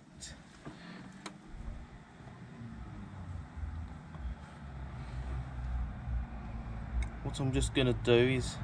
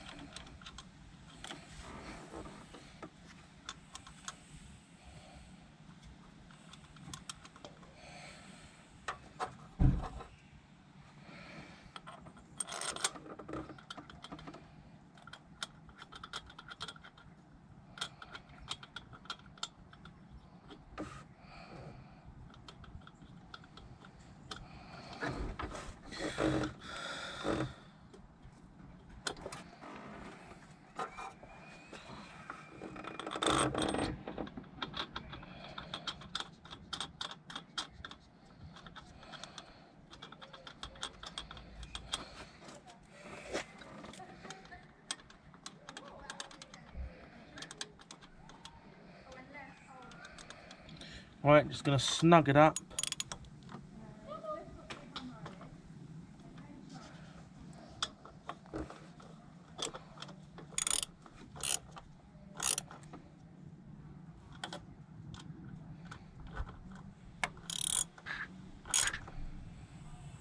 Evenly tighten it.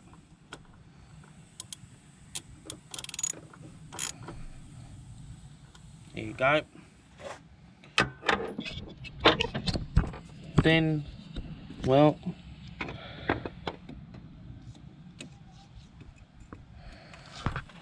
just plug the ETM connector.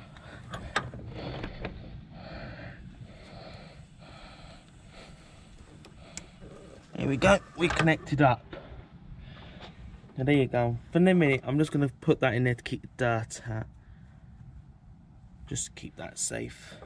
There you go. We're one step closer, guys.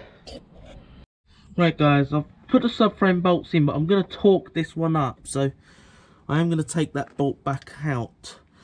But make sure you do have a jack on your subframe, which I've got just behind you guys.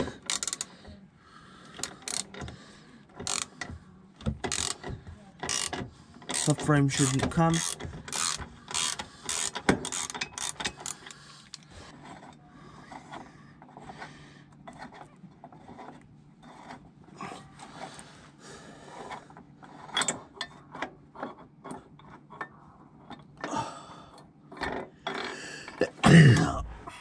Now I've got this out, as I'm not replacing my bolt, you probably should replace it. I'm not saying I recommend it, but this is how I've always dealt with subframe bolts. I'll talk to you. I am reusing it. I know you shouldn't reuse it, but I've done this hundreds of times and I've never had a problem.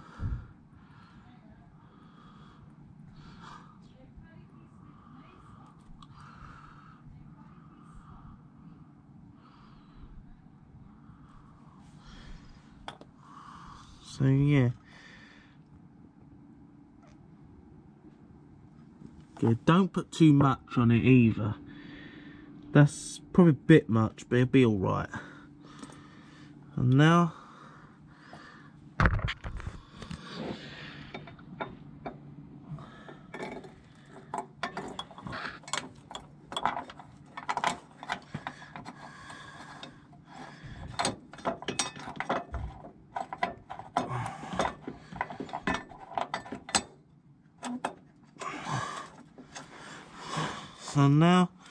with the 18, which will ratchet set to tighten.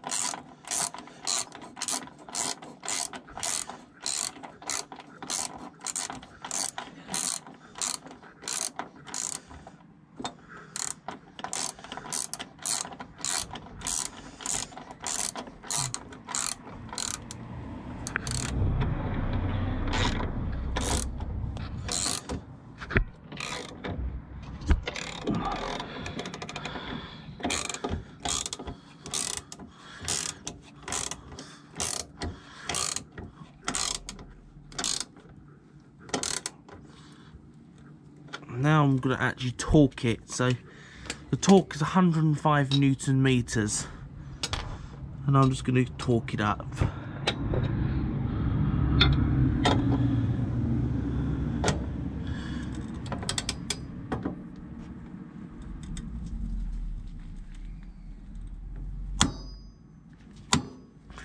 There you go. It's torqued to 105 Newton meters. Now I'm just going to pause here, just to spin those in.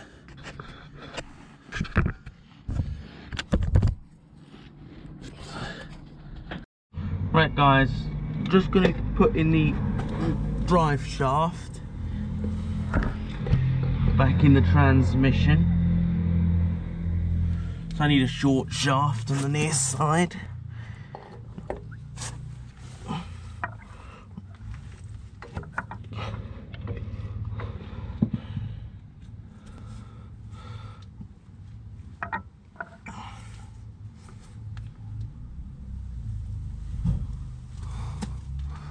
Yeah, I'm just gonna get that little tap in.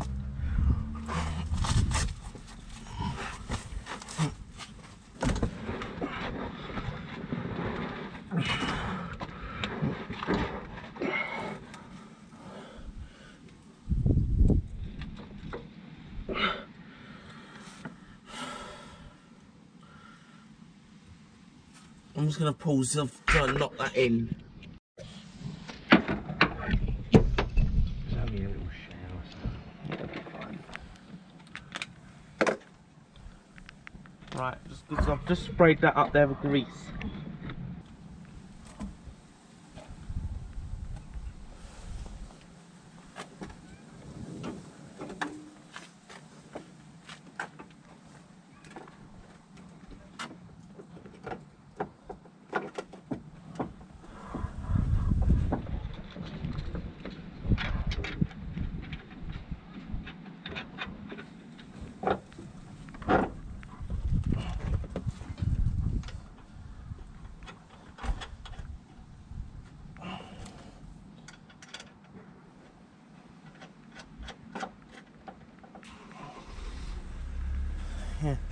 There you go, I'm just going to let that hang for a minute. I'm just going to pause, it's starting to rain, so I'm going to stop for a minute. Right guys, got the shocking. I've actually put the brake caliper against the spring. I've got it bolted in up top. And then I got my wishbone. I torqued that at the bolt side to 104 Newton meters, which is 77 foot-pounds. And I put these to 63 Newton meters, which is 47 foot-pounds. I've torqued that up. Now, what we're just going to quickly do is, well,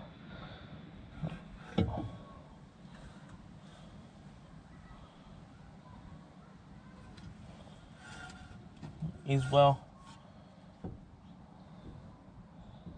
just going to pause and just, what I'm going to do is I'm going to get the bolts, I'm going to put the drive shaft in and attach it back up to the knuckle. I'm just going to get you on a other tripod and I'll get the bolt out and we'll start on that. Right guys, now I've just put this on. Actually, this wishbone's actually from another vehicle. It's not originally from this car, that's from a scrapyard. Well, I just thought, make life easier. I got a wishbone, I just pulled the whole lot. I couldn't be bothered trying to disconnect the knuckle in the scrapyard, so I just took the knuckle with it. So now, I'm just going to pull my wishbone down. Try and...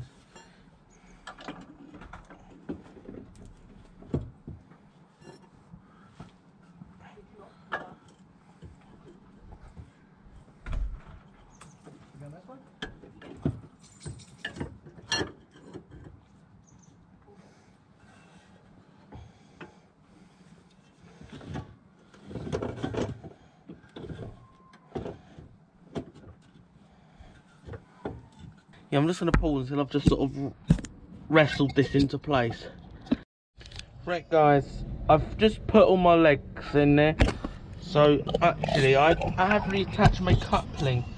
My advice is only undo the top nut, top bolt in the car. Do not take it off the rack, because I had a very hard time putting it back on. So that's advice on this job I have for you guys. I think that's our 10mm bolt. Don't know the seat on our brake there.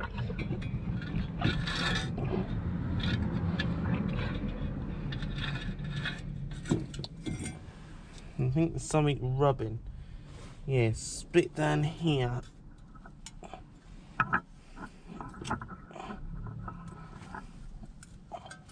Yeah, bend it back so we don't get any horrible.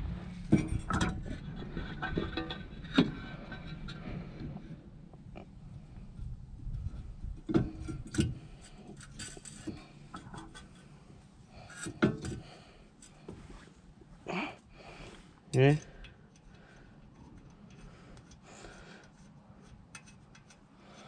There we go.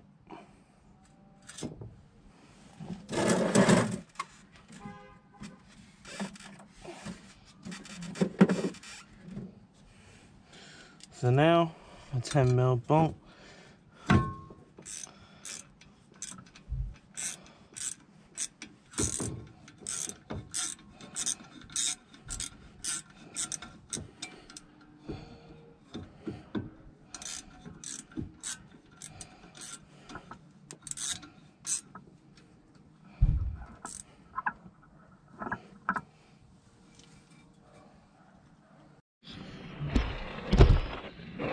Right guys, it's now time to put the brakes back on. Can't seem to find what that rusting metallic noise is. Can't physically see anything in there.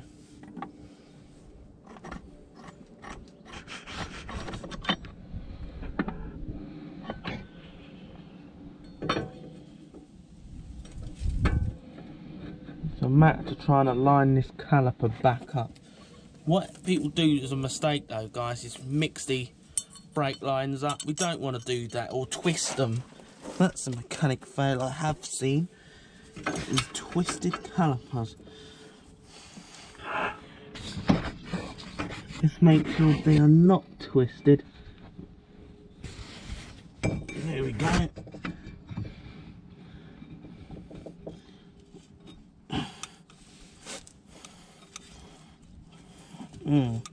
Calipers have shrunk a bit.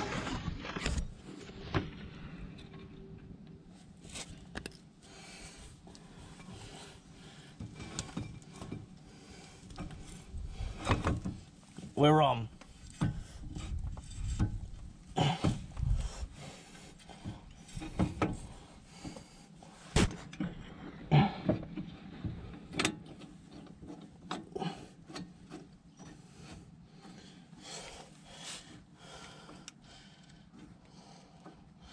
Here we go, and the same at the bottom.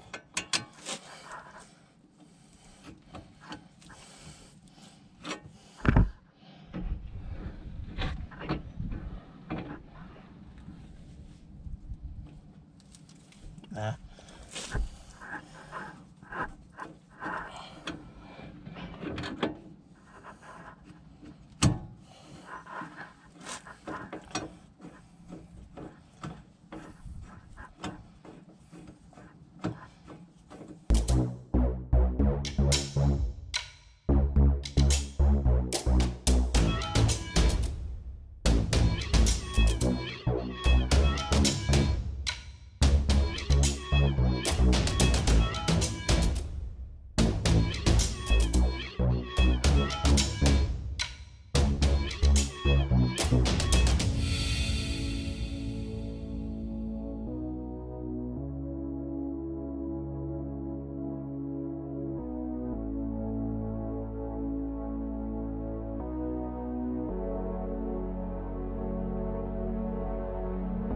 Right guys, right, got the caliper bolts started. They're both 15mm to snug them up. I'm going to start with a ratchet and I'll come back in there and torque it. We're set to tighten.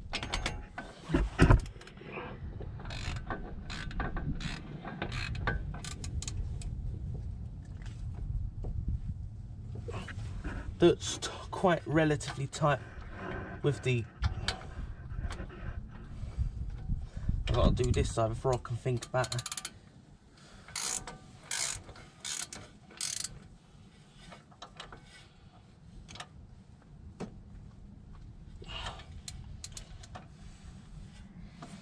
Well, there we go.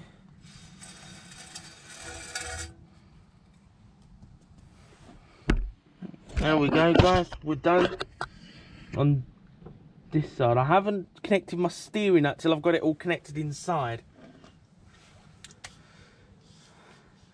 There you go, I'm going to go and just find some. Actually, while I was in there, I've decided to put a new drop link on.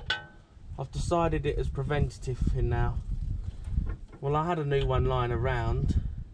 This was for an XC90, because that's my auntie's XC90.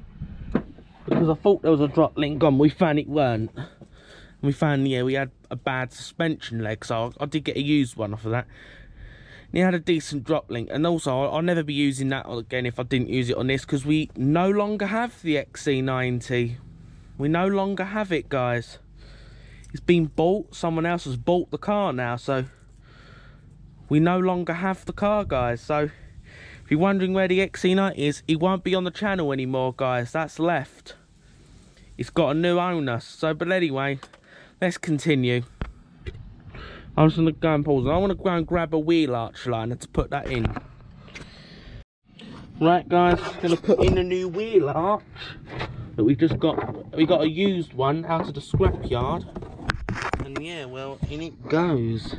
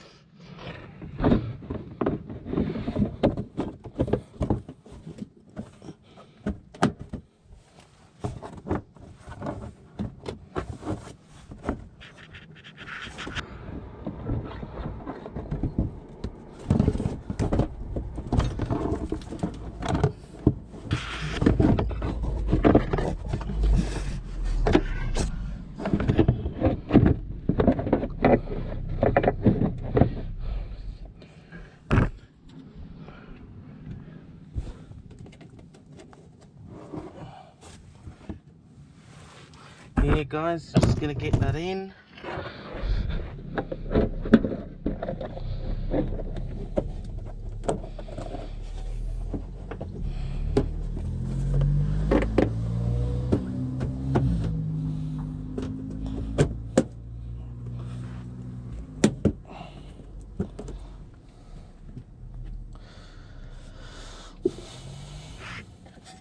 Now, we'll unscrew that. Because this wheel arch is a benefit. We've got this, which I think was missing from our original one. I forgot, so I should have cleaned that up. Clean the wheel arch.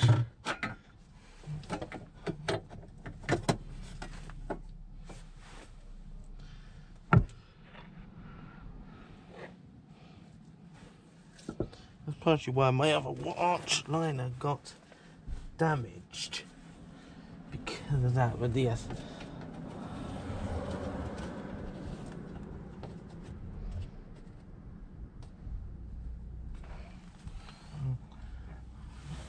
Yeah, I can't really tighten these.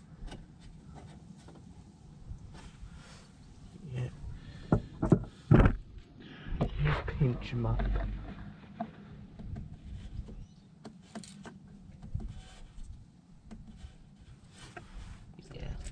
I do not put these in.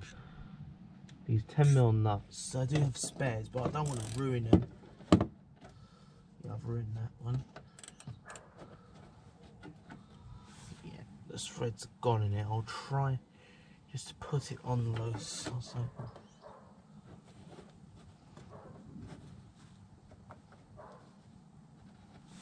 I think if I just get it snug by hand, there's a problem with that. There we go. And now, guys, I'll just go and get some clips and I'll clip this liner in. Right, guys, I've done all the near side. Now we're going to put in the offside drive shaft. One little tip, guys: make sure you oil this up before you never stick it in the transmission dry. What that'll do is that will overheat the drive shaft also. And if you put a new seal in, and I did put a new seal in, and then you let that run dry, that's going to just tear your seal up. So I'm going to put some gear oil in it, and I'll slot it in the transmission. I'll put it in, then I'll be back, because it does take 2 hands to try and put it in, guys. Right, guys, I've just put the track rod end in. And yeah, my steering has come out of line where I've been messing with it. So, right, with the coupling, quick one for you guys. Do not undo it at the rack. I would advise very much against it. So the nut is very tight up here to get to the UJ up there, and getting that bolt was a nightmare.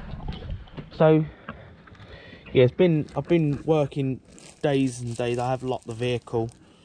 Battery's obviously still disconnected. Well, I'm having to strip this out a little bit to try and get it back in. So I found if you're going to do a UJ, make sure you take off that boot and you put it back on, because it will give you saga if you don't.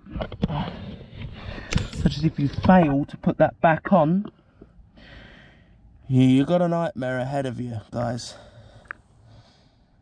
So yeah, guys, make sure that if you do a UJ, if you pull a bit of that, I pulled a bit of my car, I found that wasn't necessary, but pull that down and you can get that rubber boot. I pulled it off.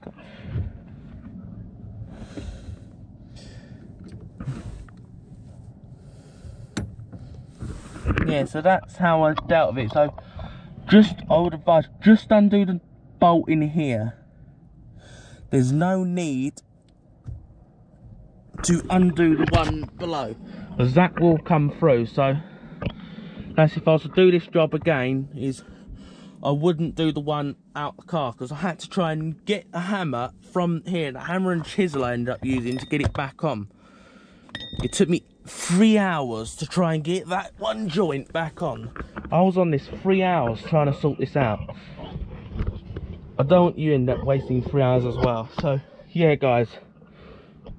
Well now, guys, it is actually the end of the day, so I will see you in the morning. For you, it'll be in the same, just as we phase away, we'll come back. Alright guys, I just got my exhaust hanger on. I didn't film because I was trying to exercise it in there and get these on, so I could get that attached as well, because my exhaust seems to rub against the body. I've always had that problem. And now I'm going to start putting all the rack nuts in. I don't have one missing. It's the downside when you not. So I want to put some of the essential ones in. And see how many short we are. I'm expecting to be short by a couple.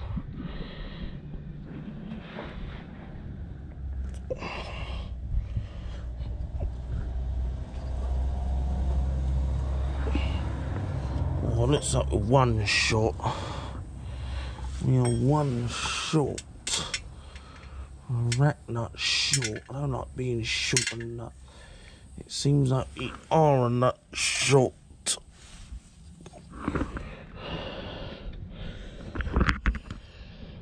I think that 1, 2, 1, 2, 3, 4. Actually, we're not short. Oh yeah.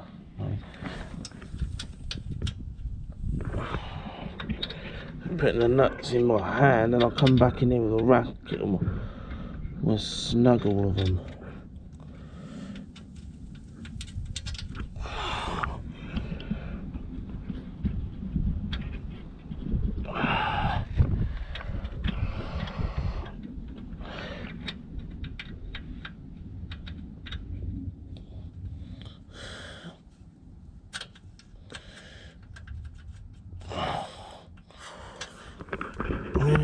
Here we go. Here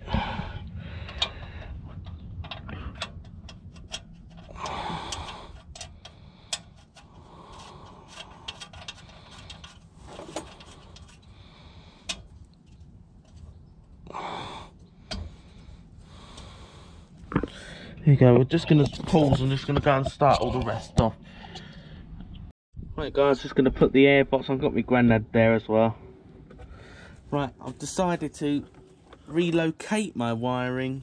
I'll just check. No. I'm just going to check these. Yeah, they work. Yeah, no, they're not. He's messing about there.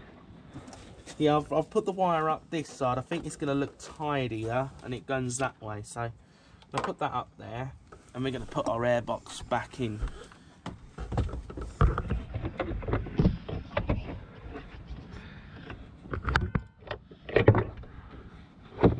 He's shifting the camera here. Actually, to make life easier, I'm going to take that off. I'll press it back in a minute.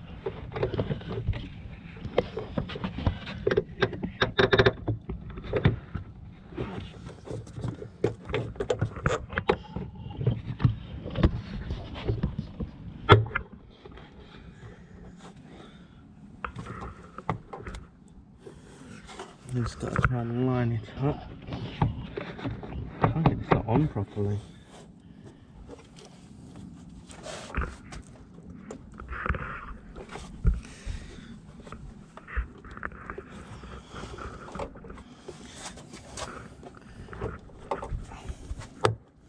We're in.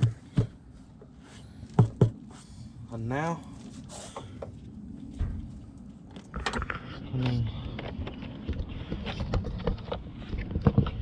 that's just about it. And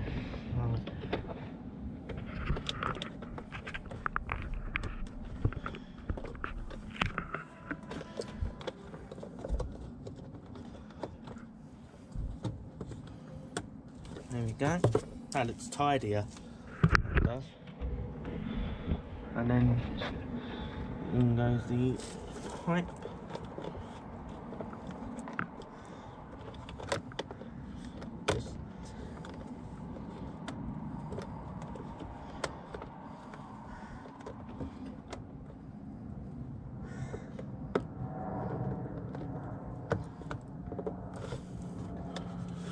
And the ETM wire will just clip in there.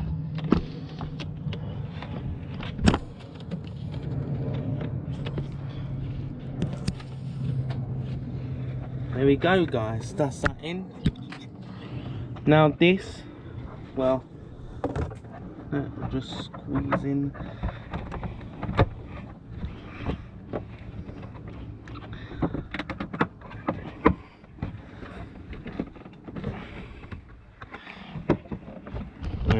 Right, now the finals, I'll put this hose on.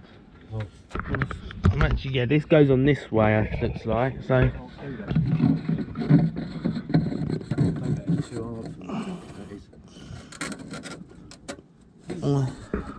That's a new one, isn't it? Yeah.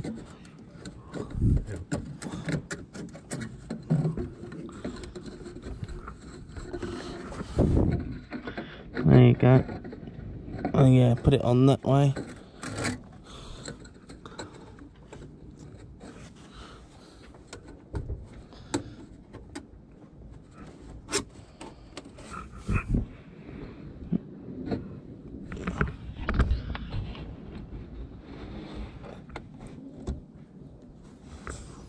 Yeah, be careful not to.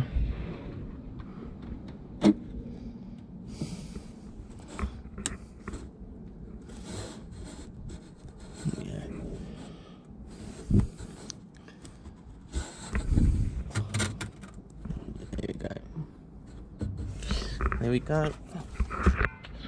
We're looking good. Now one more pipe for the throttle body. So now yeah, we'll pull that out. You know I'm gonna need that. So we're going to grab the final hose. Right, now I'm just going to put the final link. Just be starting this car. Now this should be able to start up fine.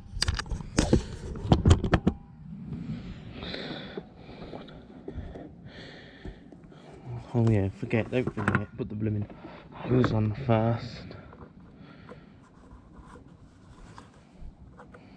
Yeah, remember, attach that, put that on, then it will go on.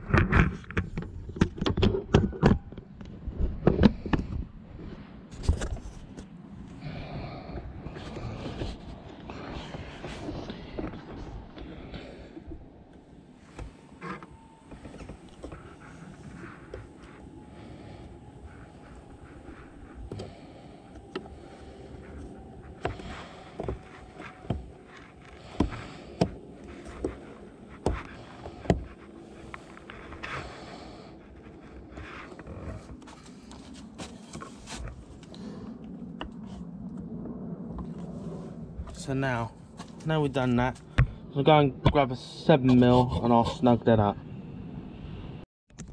Right guys, right, before we consider using this, I'm just going to check what oil's left in this transmission.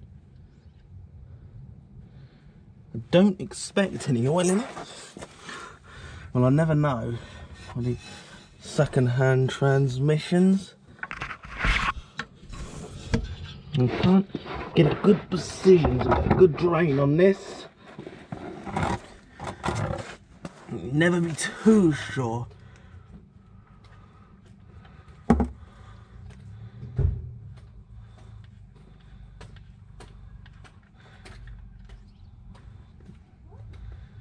Nothing.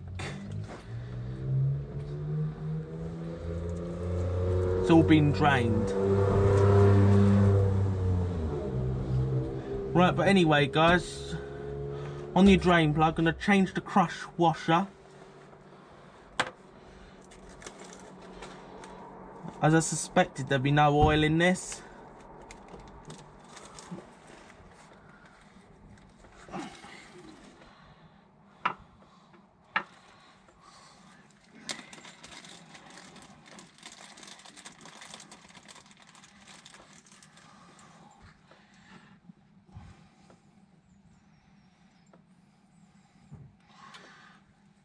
Fresh crush washer installed.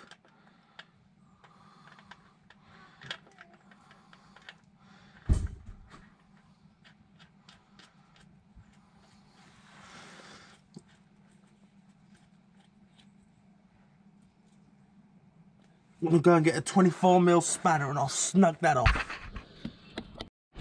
Right guys, just grabbed a 24mm spanner and I'm just gonna pinch it up.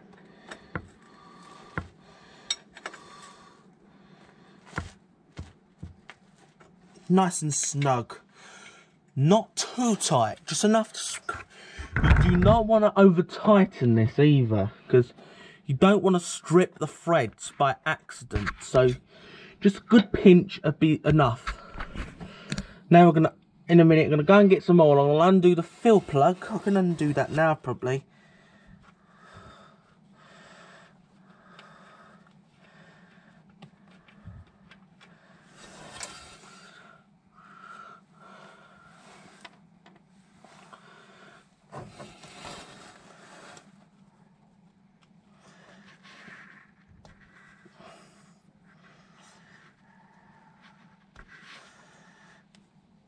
No crush washer. Well, I'll fix one at the end, so I'm just going to pause, go and get my gear oil. Right guys, I'm using some 75W90 gear oil, fully synthetic, and I'm actually using a syringe to pump mine in.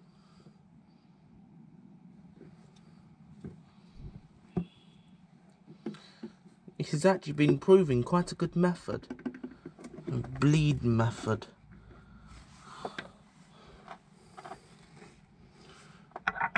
Yeah, so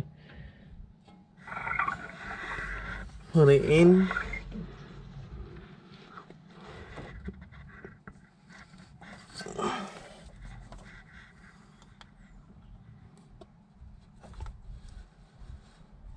It's actually proving quite easy. Just repeat the process.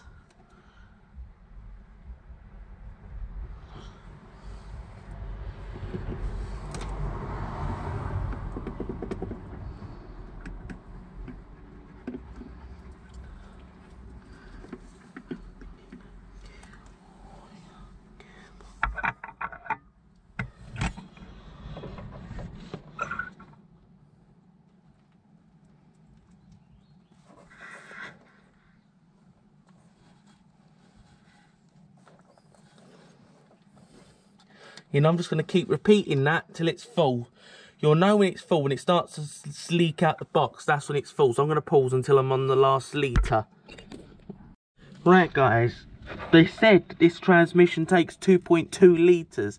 Well, I found this one doesn't. I've barely got 2 litres in it and it's running out the fill plug. So, I'm just leaving it at that. Just under 2 litres in that. And that's already running out, so maybe this has a smaller capacity than some of these. But yeah guys, now I'm going to use another 24mm and I'm going to snug the fill plug up.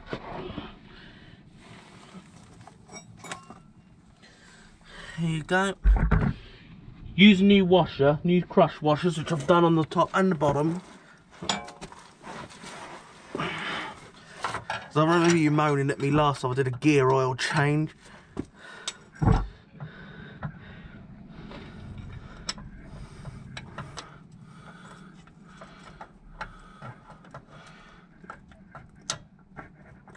I might go and get a socket on that. I'll be back in a minute with a 24mm socket. Right guys, the final goes on at the top of the engine, the cross brace, the torsion bar.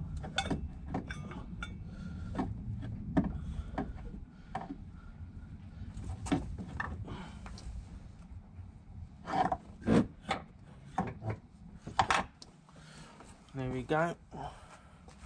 Roll in with that. Torsion bar. That's what this thing, this metal bar's called. It's called a torsion bar.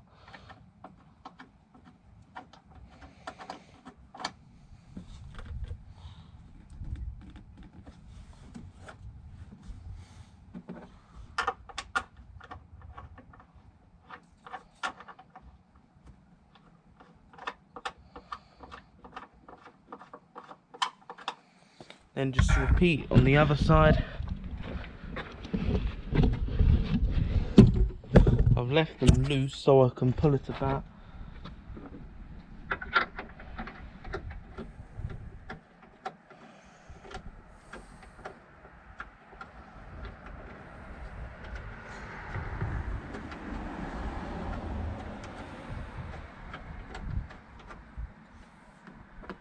There we go.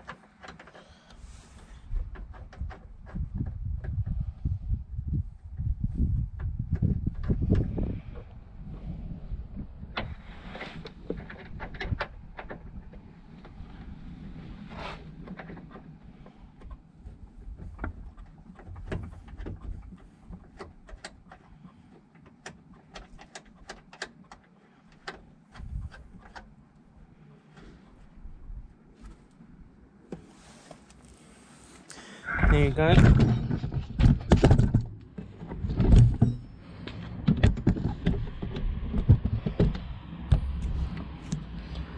So now in goes this nut and bolt.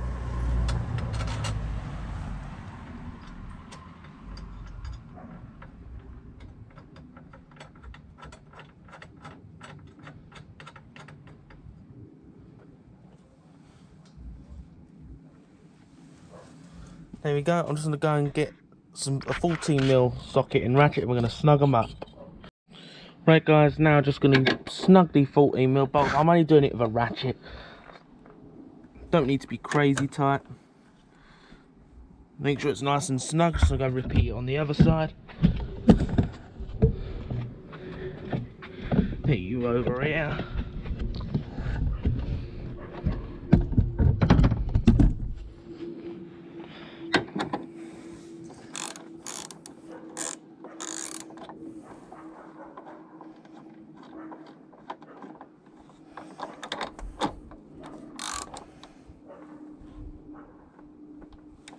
There you go.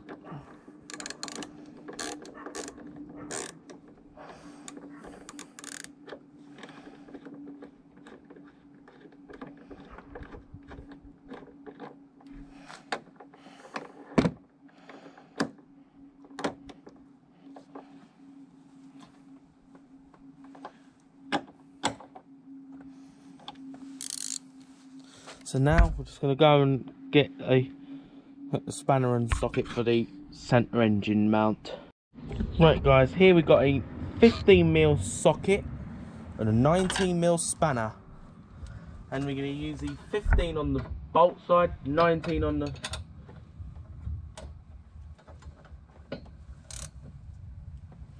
make it nice and snug. Don't want to over tighten it either. It probably should be an 18. I might just go and grab an 18 for that. Right, got an 18 now. That's a lot better. You don't need to put these crazy tight. Just snug is enough. Now, what I'm going to do, guys, I'm going to go and reconnect my battery. So, I'm going to see you now in the trunk. Right, guys. Now, I'm going to slide my battery over to the near side. I'm going to go and grab, and I'm going to put my vent in. Back in where the vent hole is, right there. I'm going to put the hole down, clamp down. I'm just going to go and grab a socket and then we'll snug that down. Right, just going to put the battery hold down back down.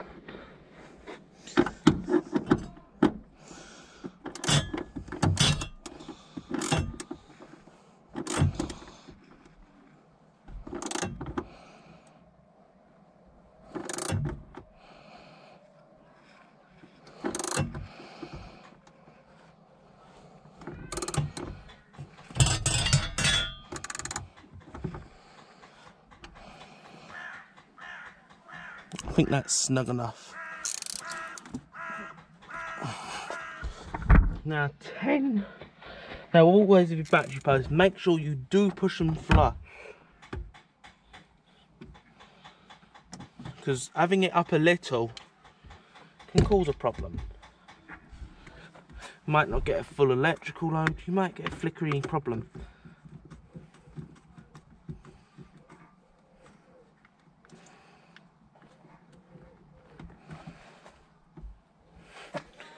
Only needs, these do not go on very tight, battery posts. Do not go on tight.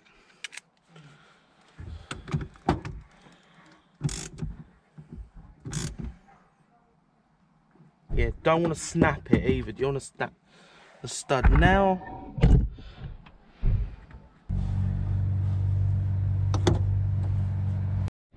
Right guys, there you go. Sorry about a little pause there. My neighbour just stopped to say hi. There we go. Now the final, after that I want to put the elbow piece in. And now, like the other, make sure you make it nice and snug. Always put a negative on last and remove it first. Because if you undo the positive and you ground outside, you could cause an electrical issue. Or an electrical fire, which you don't want to do. It's causing an electrical fire.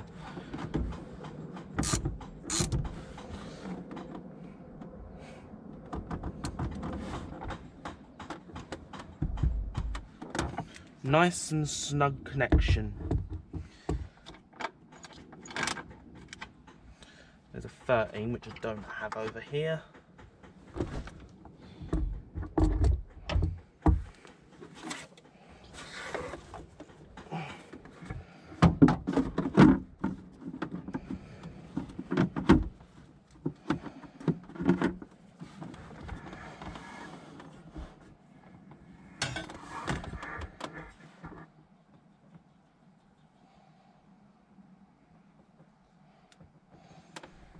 And then actually that will insert into a hole. Actually, yes, there is a bolt which you sort of tie it into. You should loosen it a little.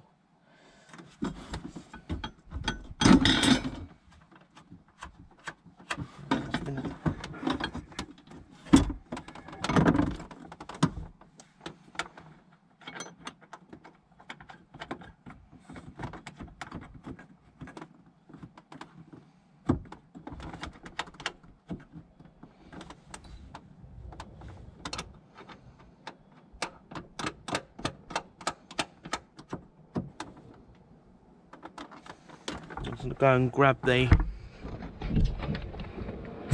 just going to grab a 13.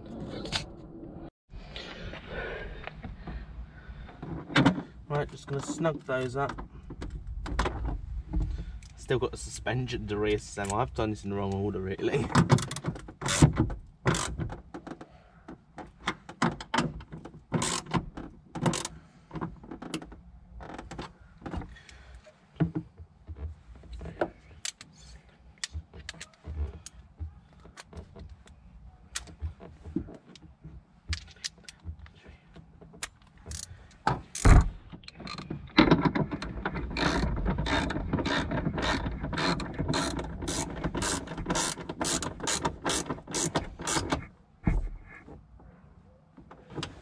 Now we've done that, nice snug there. Now the final to go in is the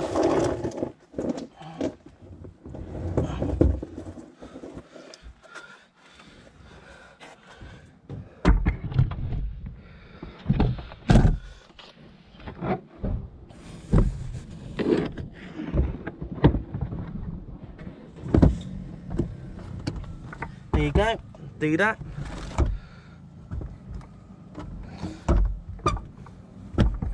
And there you go, down goes the floor. Now I'm just gonna get back to the front where we reassemble the suspension. Right guys, just gonna put that bar in there just to pry it. Not under as much tension now.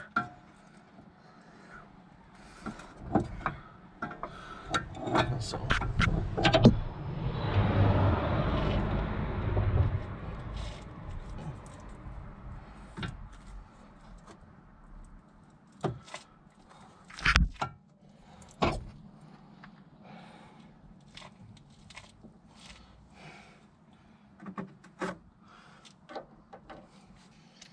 There you go, it's just a bit snug.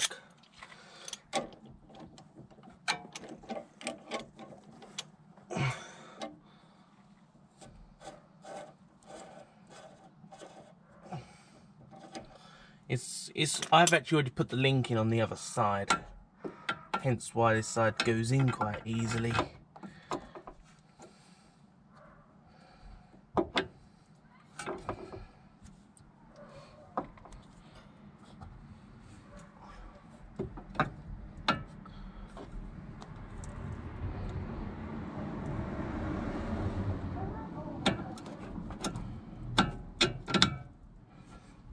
There you go.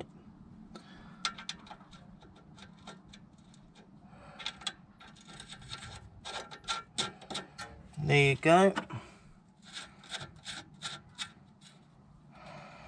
I'm just going to go and grab a 19mm spanner. Just going to go and grab a 19mm spanner and a hexagon 5mm hex as a counter hold for the link. I've stuck a new link on. You got me granddad out here now. Right. He's checking things over as well as I am there. Yeah, just start off with the spanner until its centre piece starts spinning. That's why I don't use it.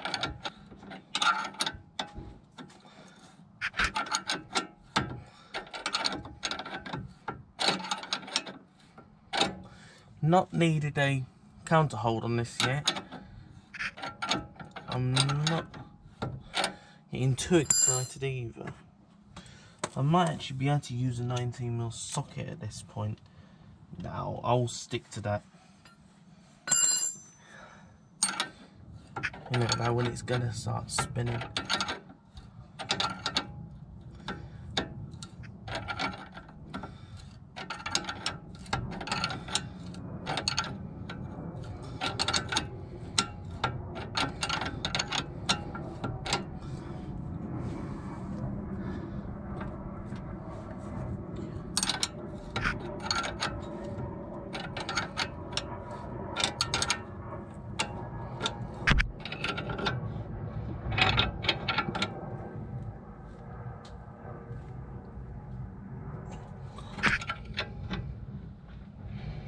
Nice and snug. Now I'm just going to go and snug the bottom one off. Actually, I'm snugging the bottom. You won't normally need to snug your bottom unless you're replacing the link, like I am.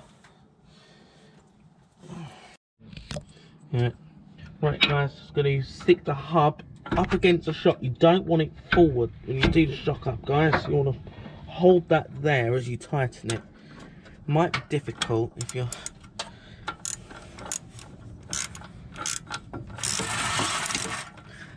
loosening actually there. Yes, so yes, you might want to stand on yourself a little bit to try and push that up against the shock. So if you don't, you're going to have uneven tyre wear. You'll have tyre wear. This is a camber. You want just a stock setting.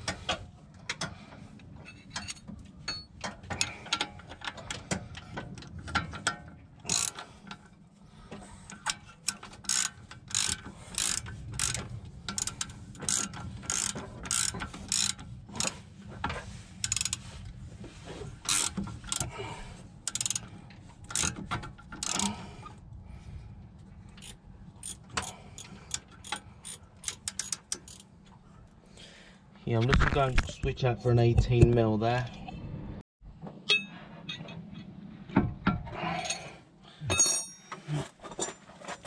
Right, now we've got the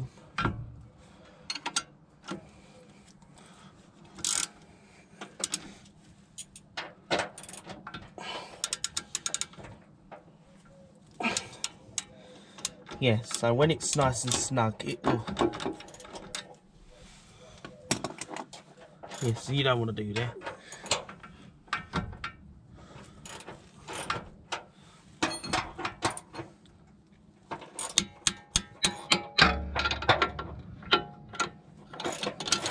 Here we go. And you just repeat it on the bottom.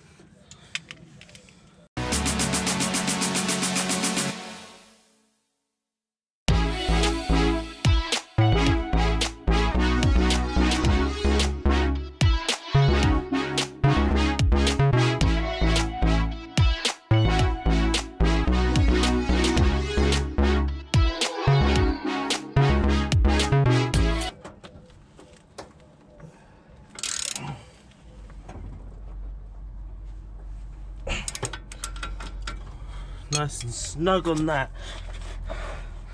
Still got a drive shaft nut to do. And now for the drive shaft nut. Again, I just want to snug that up. That's a 14, I think that is. I think that's a 14. Might be 13. No, it's a 13. Yes. Found on an XC90 that wants to be a 14 on the XC90.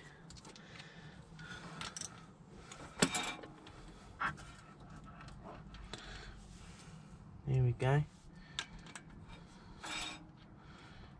Right, we're all snug. We're not really snug. I'm going to get a torque wrench and I'll torque that up. So there we go. We're pretty much there with that, guys. Right guys, it's been a few weeks since we last stopped here.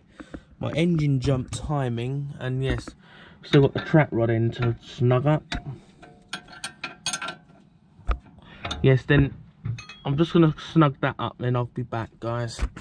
Right guys, I've just found the torque for this is 104 Newton meters. So it is a bit dark. Hopefully you can still see.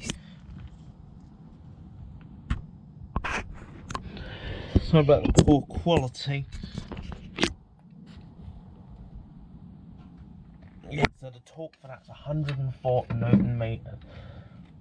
Just hope there's no. So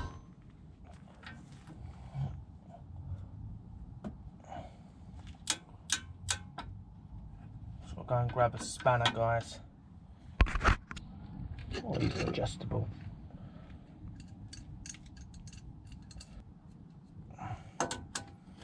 It's only holding 104 Newton meters of torque.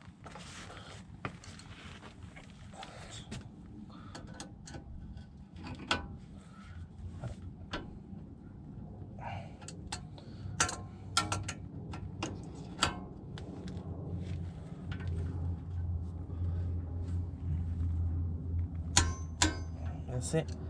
It's not too harsh.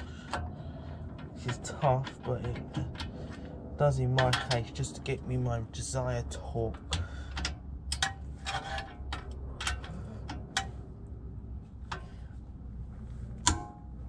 That's already torqued, that one. And I've just snugged the track rod. Now the drive shaft nut, which I'm just going to quickly set the wrench, and I'll torque to 70 Newton meters. So I'm going to get something to put in the cooling vein of that, guys. Right, for the drive shaft nut, I'm going to torque mine to 70 because it is a used bolt. And actually for the cooling vein, I've just put a screwdriver in the brake caliper cooling vein. I'm going to sort of see if you supported it there. Mix miscellaneous pieces of sockets here.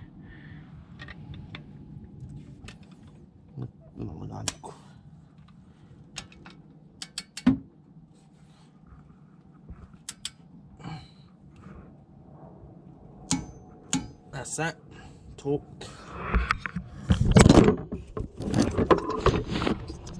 Then next, I'm just going to go and do all of this on the other side, then we're going to get back here, then we'll do the caliper.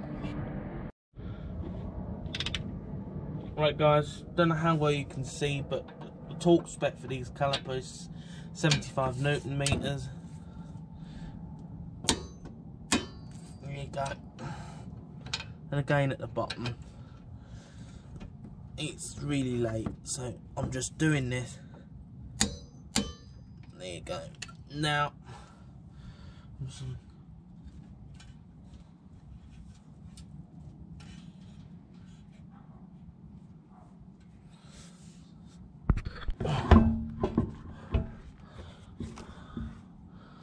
right guys, just putting the wheel back on that.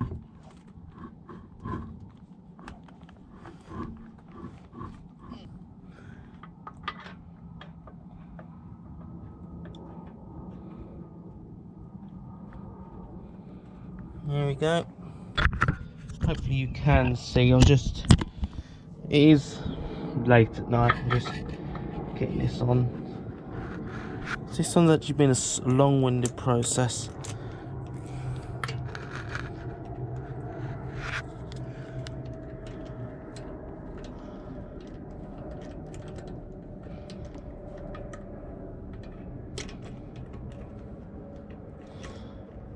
I am just using threads just to snug these up. When I got on the ground, we'll torque it.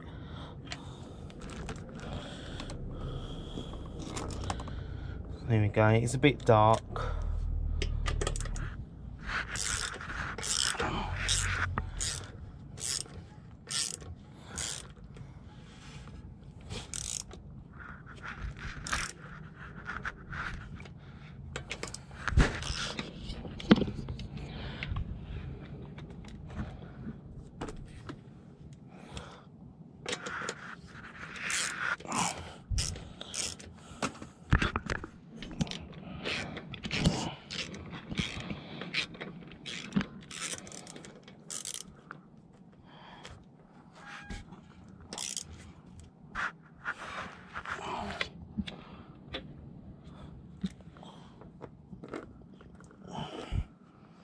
It is late.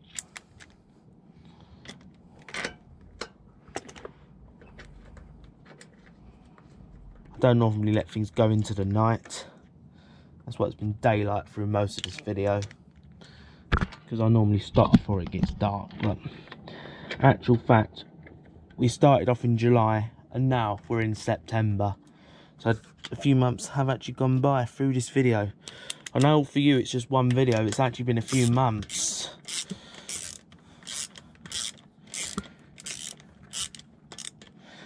Some of it's been waiting for bits.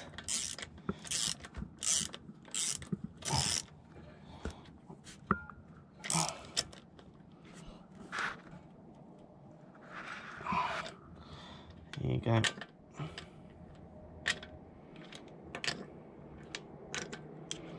That's fun.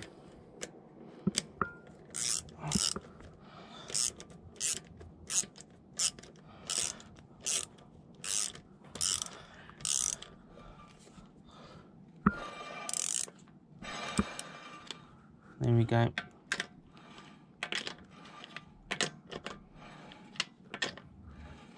There you go guys. Now I'm going to get this back on the ground, then we'll torque this up. Right, just going to pump the jack till it's off the stands.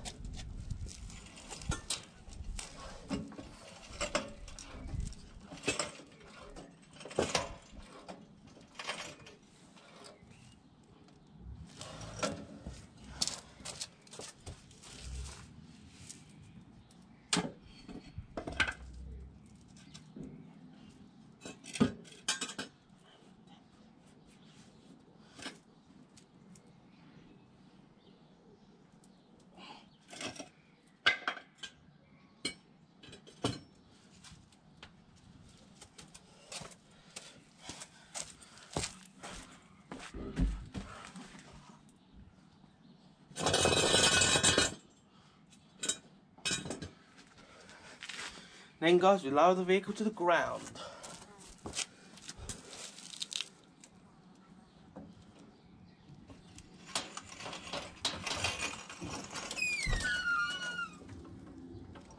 Right guys, just final up, we torqued the wheel bolts to 140 Newton meters or 103 foot-pounds.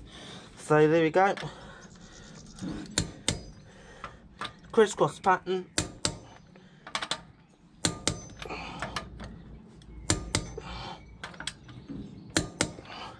Check it again.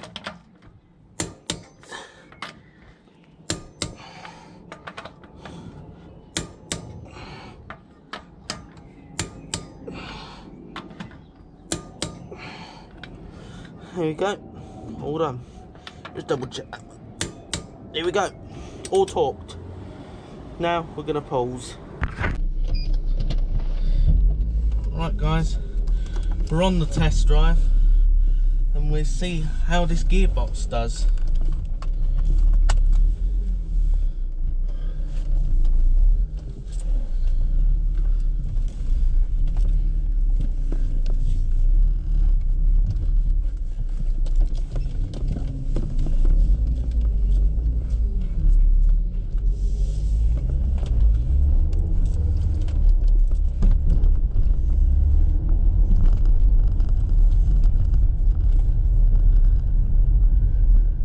How's this old clutch feeling? Alright, I've still got to get used to it. It's very light. Yeah. In case you didn't know guys, while we did this gearbox we also did the clutch at the same time. While we did this gearbox, because actually you wouldn't have actually seen it in this video, but the spline was a different size on this gearbox to what we had in it before. So old was 23 spline, the old box, this one's a 20. Had to get a clutch for a 20 spline. But basically, we're just trying the gears out, running into third gear.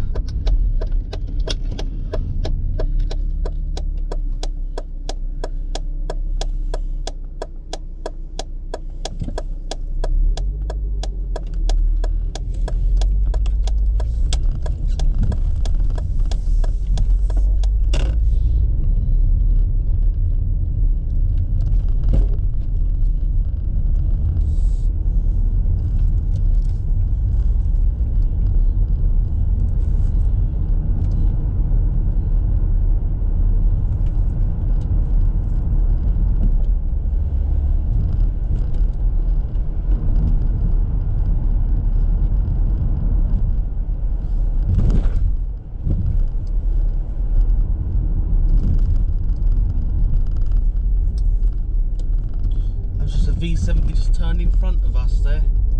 See that wire ridge one? Yes, that was that's not got the same gearbox at all. That one's an automatic, that one. Yeah, I've seen that car before guys, the one that's turned in front, that Volvo that's turned in front was actually an automatic, that one.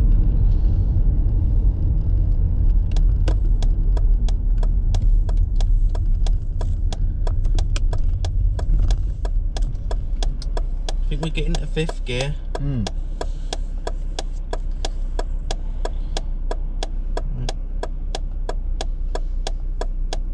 in rush hour traffic at the moment.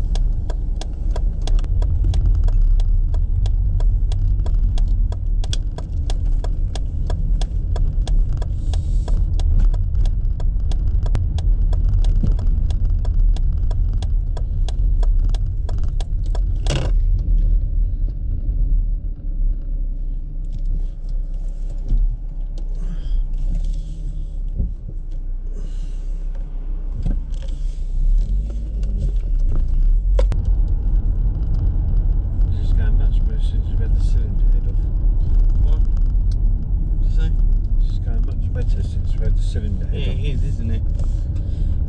I know you probably didn't see in the video, but after we did this gearbox, we ended up actually having to take our cylinder head off for this, because obviously it jumped timing when we did the gearbox. Luckily it didn't bend any valves, but it would. Well, we didn't know that, that we thought when it had no, it started this car and it cut out and had no compression. So yeah, we took a while to tackle that. But yeah, we got it. We cleaned everything up in the cylinder head while we were in there, and it does go a lot better. This does. At the minute, we still don't have an engine light that's come on, which normally comes on.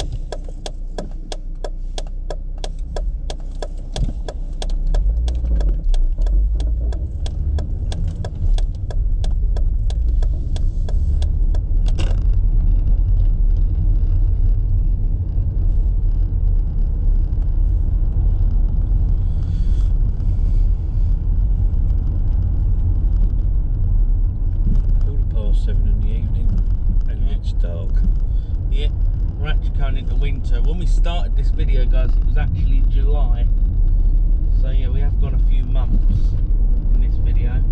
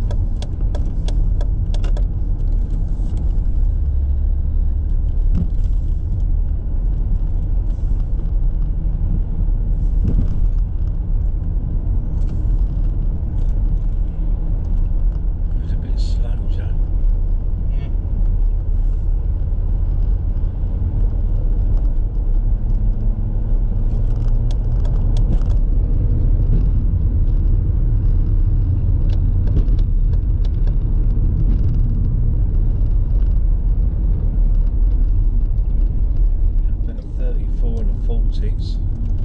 It's frustrating, isn't it? Yeah. You know.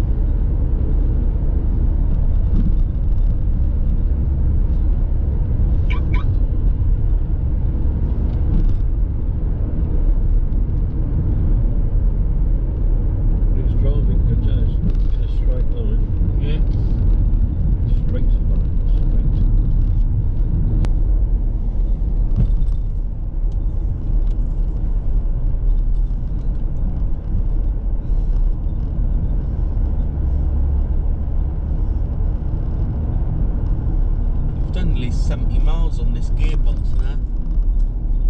Really? It might be 60 miles actually. No, yeah, it would be 70 miles actually. At 83, it would have been 70 miles since we put this gearbox in. Well, I thought we'd only do 70 and fall out.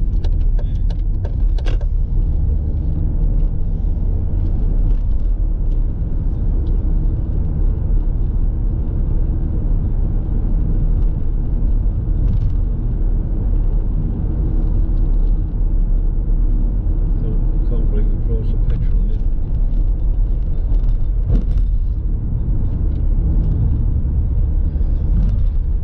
£1.62 for 1 litre, I think it is.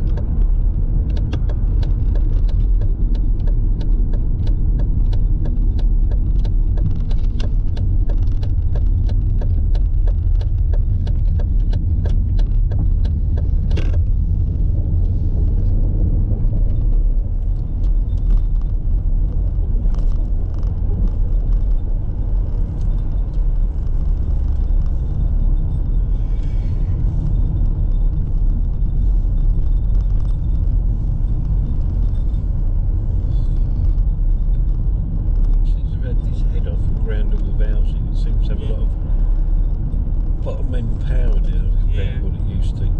Yeah. Yeah, it picks up a lot better. Yeah, it does.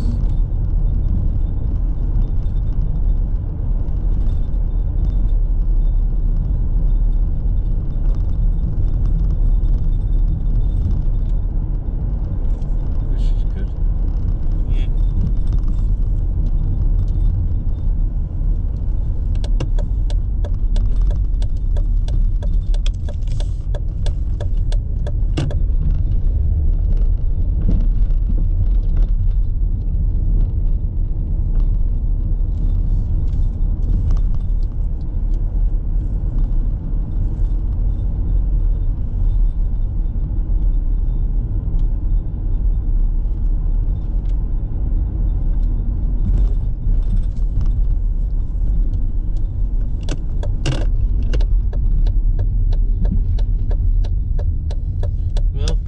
Gearbox is working alright, guys, and now I'm just going to go and pause and go off and end off this video. Right guys, we're going to end off this video. I hope you found this video helpful, and this has been a very long job. Well, I know you didn't see in the video, but after doing this gearbox my engine jumped timing. Luckily I didn't bend any valves. Actually, the timing, I think, overly advanced. It turned back too though. Might be retarded. Might have retarded the timing instead. But what I would do if I was doing this job again, if I probably wouldn't affect it if I was doing it again, but I did the rear main seal, I would use a crankshaft locking tool if I was doing this job again. But anyway, it's going well now. So if you enjoyed this video, please give this video a thumbs up. Subscribe to the channel so you don't miss any content like this. Share this video with your family and your friends, and have a nice day.